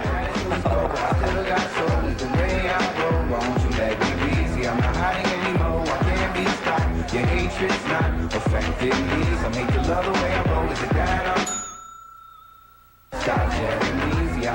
Small can, strong beer. New Molson Canadian 6.0 cold shots. Well, you have to admire the tenacity of the Hamilton Tiger Cats. Down by 11 now. You know, Rod, if you look at the numbers there, it is a 2-possession game. I mean, touchdown, 2-point field goal. That's 11. Sounds like a basketball game here all of a sudden. Now, you know, tie is good because that gets him into overtime, which I wouldn't mind tonight. We have seen it all here. Craig Yeast has put on a show. Bashar Livingston putting on a show earlier. There's Livingston. Now, Paulo Juarez has probably been watching this game here tonight. Livingston brought back the opening kickoff. And if he brings back another, in fact, if anybody brings back another, the Calgarian will win $1 million. Wouldn't that be something? Here's Arlan Bruce, who just wants to hang on to the football. 3.5 minutes to go.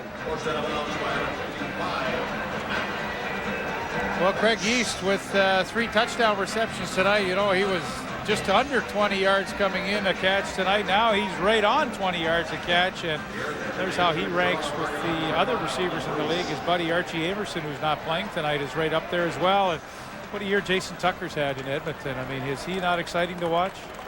Sylvain Girard, young receiver in Montreal. A great game last week against the BC Lions. What a catch he made. A couple of them, yeah. One in the end zone was unbelievable. Well, Toronto now, I mean, the message is clear. They really haven't marched the football with a great deal of efficiency tonight. In fact, it's been a rather lackluster offensive performance for Damon Allen and his group. But, you know, you're down under 3:30 to go. You'd love to think as a playoff caliber, championship caliber team, this is where you put a few first downs together and work the clock. 35-24 Argos. Avery dancing. Sean Avery still dancing. Avery scurries down the sideline and a huge gain for Sean Avery. 51-yard pickup. Again, making a whole lot out of what looked like nothing at the beginning. Well, it really didn't look like a lot, but if you stay with your man, that's all you need to do as an offensive lineman, because John Avery will somehow find a crack to squirt through, and he certainly did that. The double tight ends has been good for the Toronto Argonaut offense tonight. And Avery with an absolutely nifty move. And when they needed to grind it out, they were able to do it.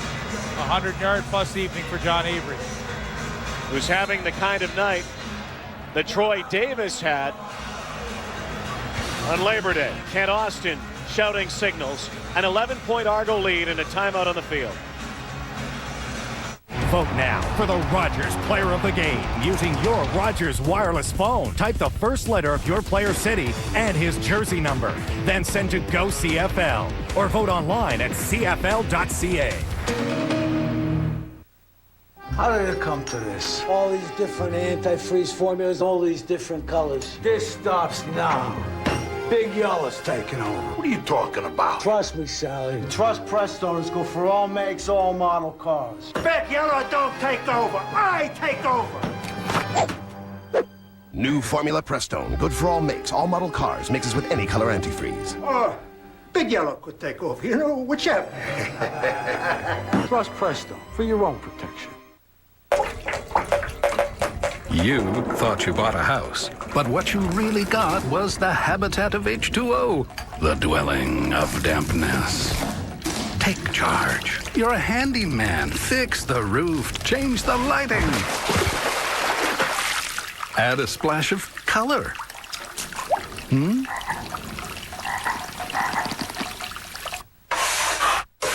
Make it happen with Rona, the how-to people. The only brand that hangs in every CFL locker.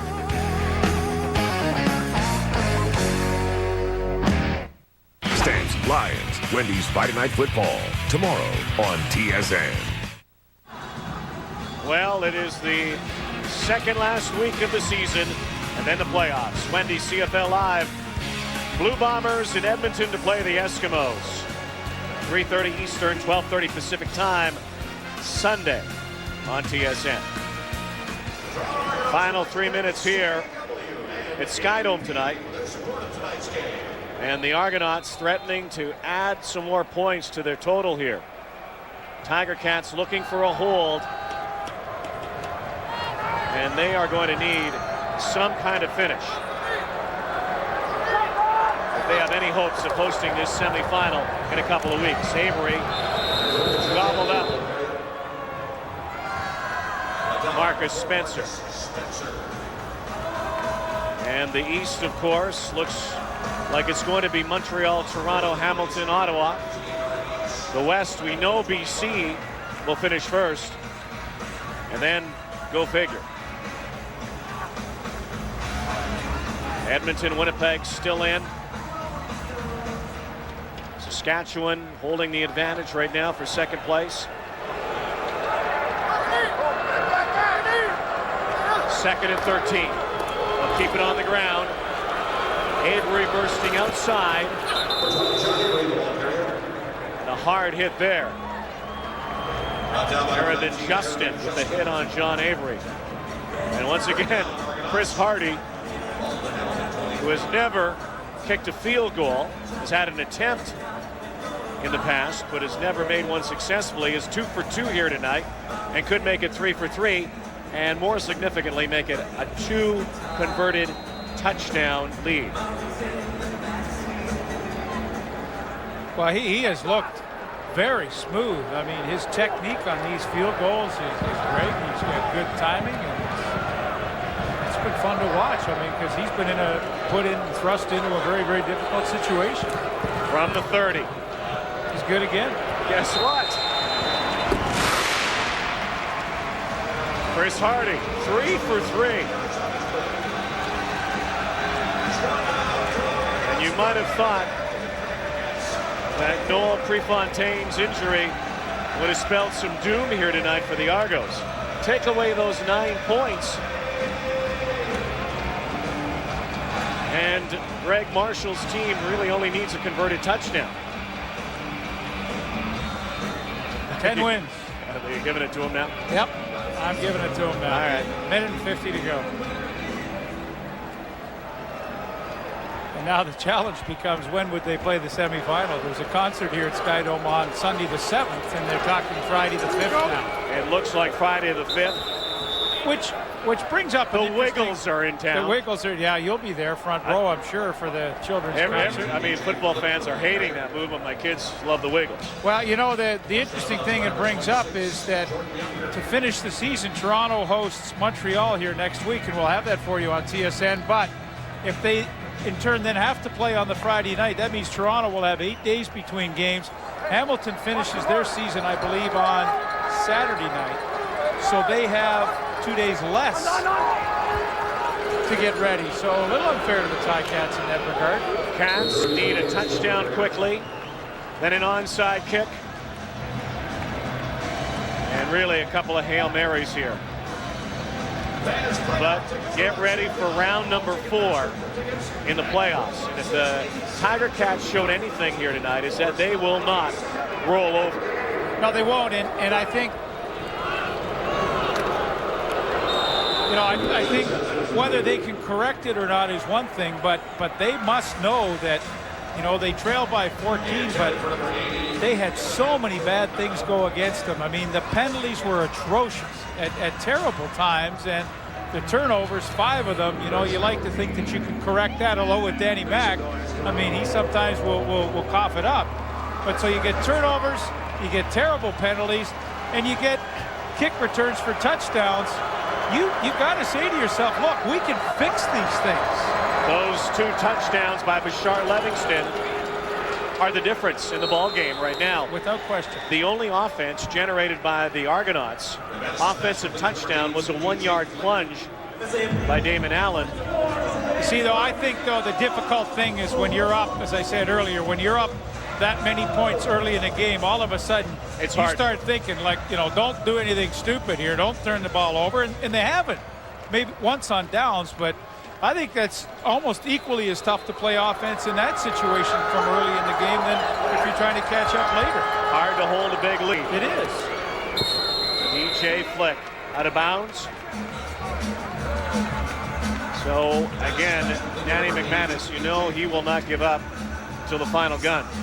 Toronto's made some mistakes in the secondary tonight, letting Craig Yeast get so wide open, and you know, obviously Rich Stubler, and they'll want to correct those. But what I think Coach Clements is going to be as happy about with his defense is they really tackled well. When they dumped the ball off, as you suggested and wanted to see, well, they did that. But Toronto's really tackled well this evening. 2nd and 2 yards to go, trying to get the first down. It looks like they're short. How many 2nd and 3rd opportunities have you seen Hamilton receivers or running backs have tonight running with the football? You just haven't seen it.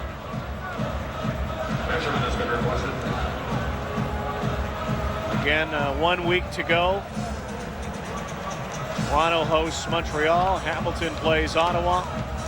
And then Battle of the Golden Horseshoe once again. Winner gets Montreal. You know, like, as before the game tonight, we were talking to people down the field. In fact, we were talking to David Cinnamon, you and I, the co-owner of the Argonauts, and we all kind of agreed that the way the league has been this year, and maybe take away Hamilton's performance tonight, but we think there's 5. I mean, Cinnamon thinks his team's going to win the Grey Cup, but there's maybe 5 or 6 teams that maybe could win the Grey Cup this year. Anybody's cup right now. Well, normally you look at those first 2 teams, and the last couple of years that's worked out that way. But remember Calgary a couple of years ago going to the Cup after an 8-10 season and winning it. Marcus Crandall. That could happen again. Yeah, it could. And I look out west, and I love the BC Lions. I think Buono's a great coach, and they've got a solid quarterbacking situation. But I look to Saskatchewan, they're going to host a playoff game. It looks as though they're going to host it. But how about Edmonton? You've got a great receiving core there. If you get a hot Jason Moss, all they need to do is win 2 in a row, and they're in the Grey Cup, and they could do that, although they've been very inconsistent. Gilliam trying to stretch for the touchdown, but comes up short. 43 seconds to go.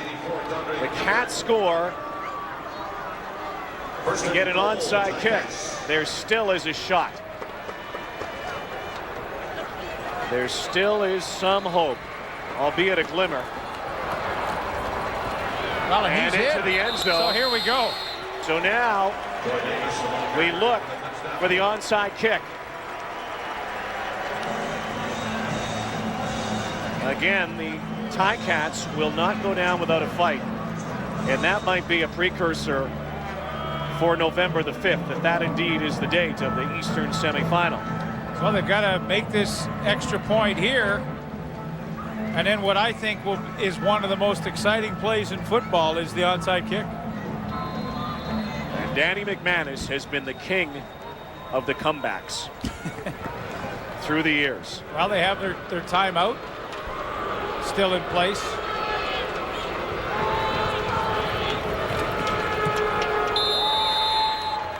Well, now a 7-point game. And 37 seconds to go. Cats still breathing. And Dutchie and Holly Horton standing by. Sports Center following football. Game 7. The National League Championship Series. The Boston Red Sox waiting in the wings. Will it be Houston or St. Louis? Well, there's Jerome Erdman in the middle of that pack, the special teams coach of the Hamilton Tiger Cats, getting his troops ready. A lot of people will be in there that are used to handling the football. There's Jerome.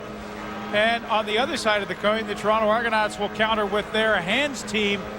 They'll have at least 10 people up front that are equally as used to handling the football. The Argos have not had a major score since that first quarter. All the scoring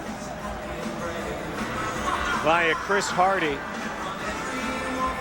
and Noel Prefontaine with a single in the second quarter. He left the game after this, so here we go. If the Cats recover, they have a shot. And it looks like the Argos have the football. Toronto ball. Oh, and it was up for grabs. I mean, there was a tip.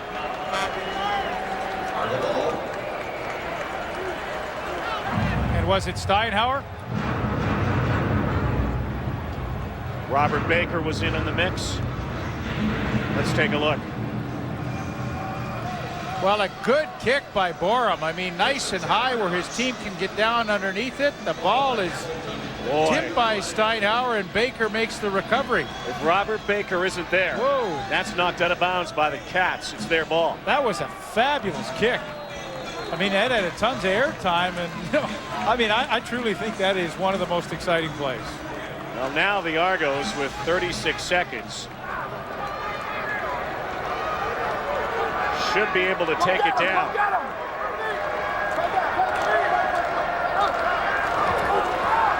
The Hamilton Tiger Cats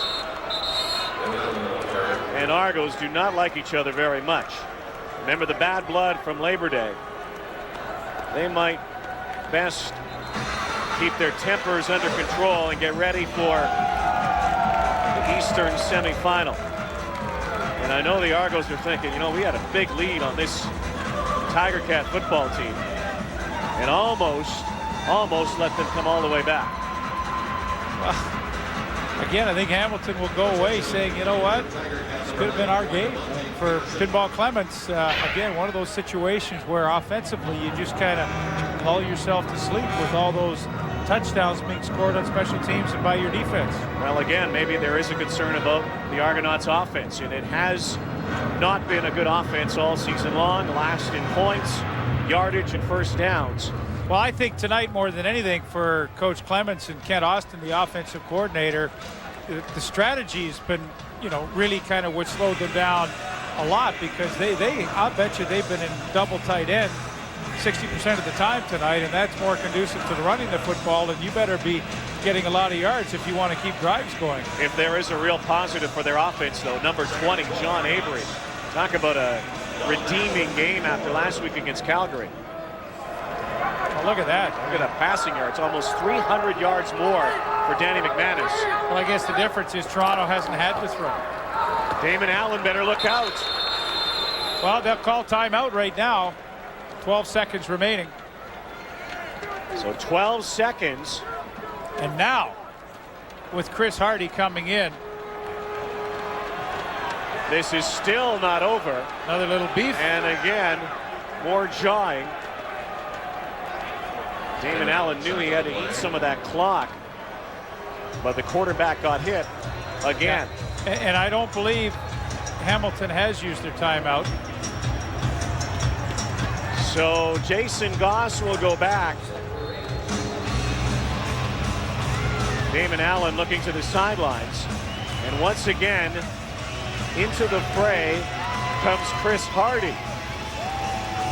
And isn't this interesting? With 12 seconds to go, this one still is not in the books. Goss has come off the field. They are setting up a block here. No one back to return. Their only hope is to block the kick.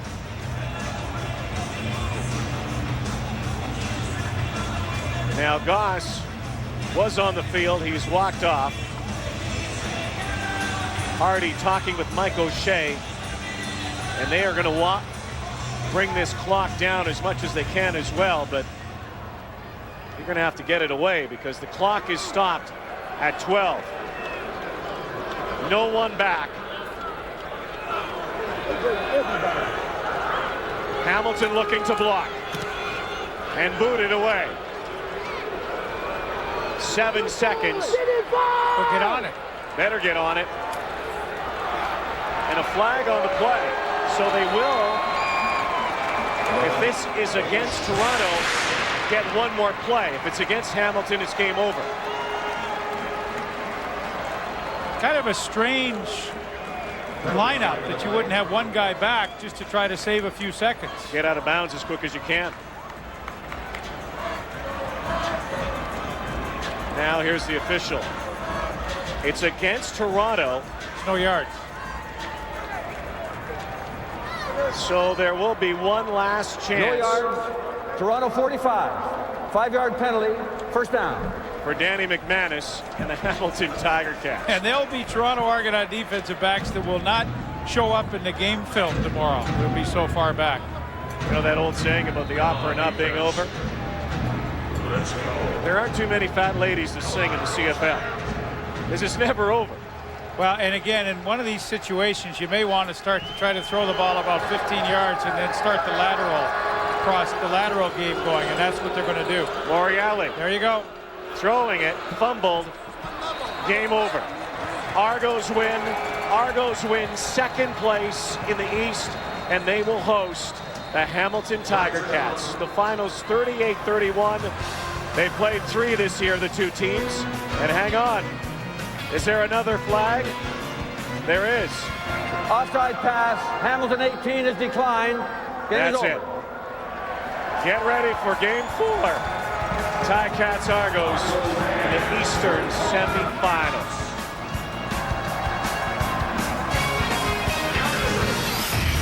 The CFL on TSN is brought to you in part by Wendy's, the official hamburger of the CFL. Wendy's, it's better here.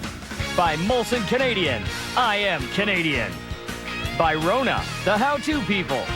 And by Rogers, your world right now. All right, our next game's coming at you tomorrow night. Wendy's Friday Night Football out west in Vancouver, where the Stampeders, coming off a win, will take on the BC Lions. They beat the Lions once already this season. We're on the air 9:30 with the pregame show. The next edition of the TSN Sports Center is coming up immediately with Dutch and Holly. All the news of the day from the world in sports. The Rogers Player of the Game, as voted by you, with 2 returns for a touchdown, 1 on a kickoff, 1 on a missed field goal. Bashar Livingston. They scored 28 points in the first quarter and never looked back. Toronto finishes second. They'll host the semifinal. We'll see you tomorrow night. Thanks for watching. You are watching TSN, Canada's sports leader.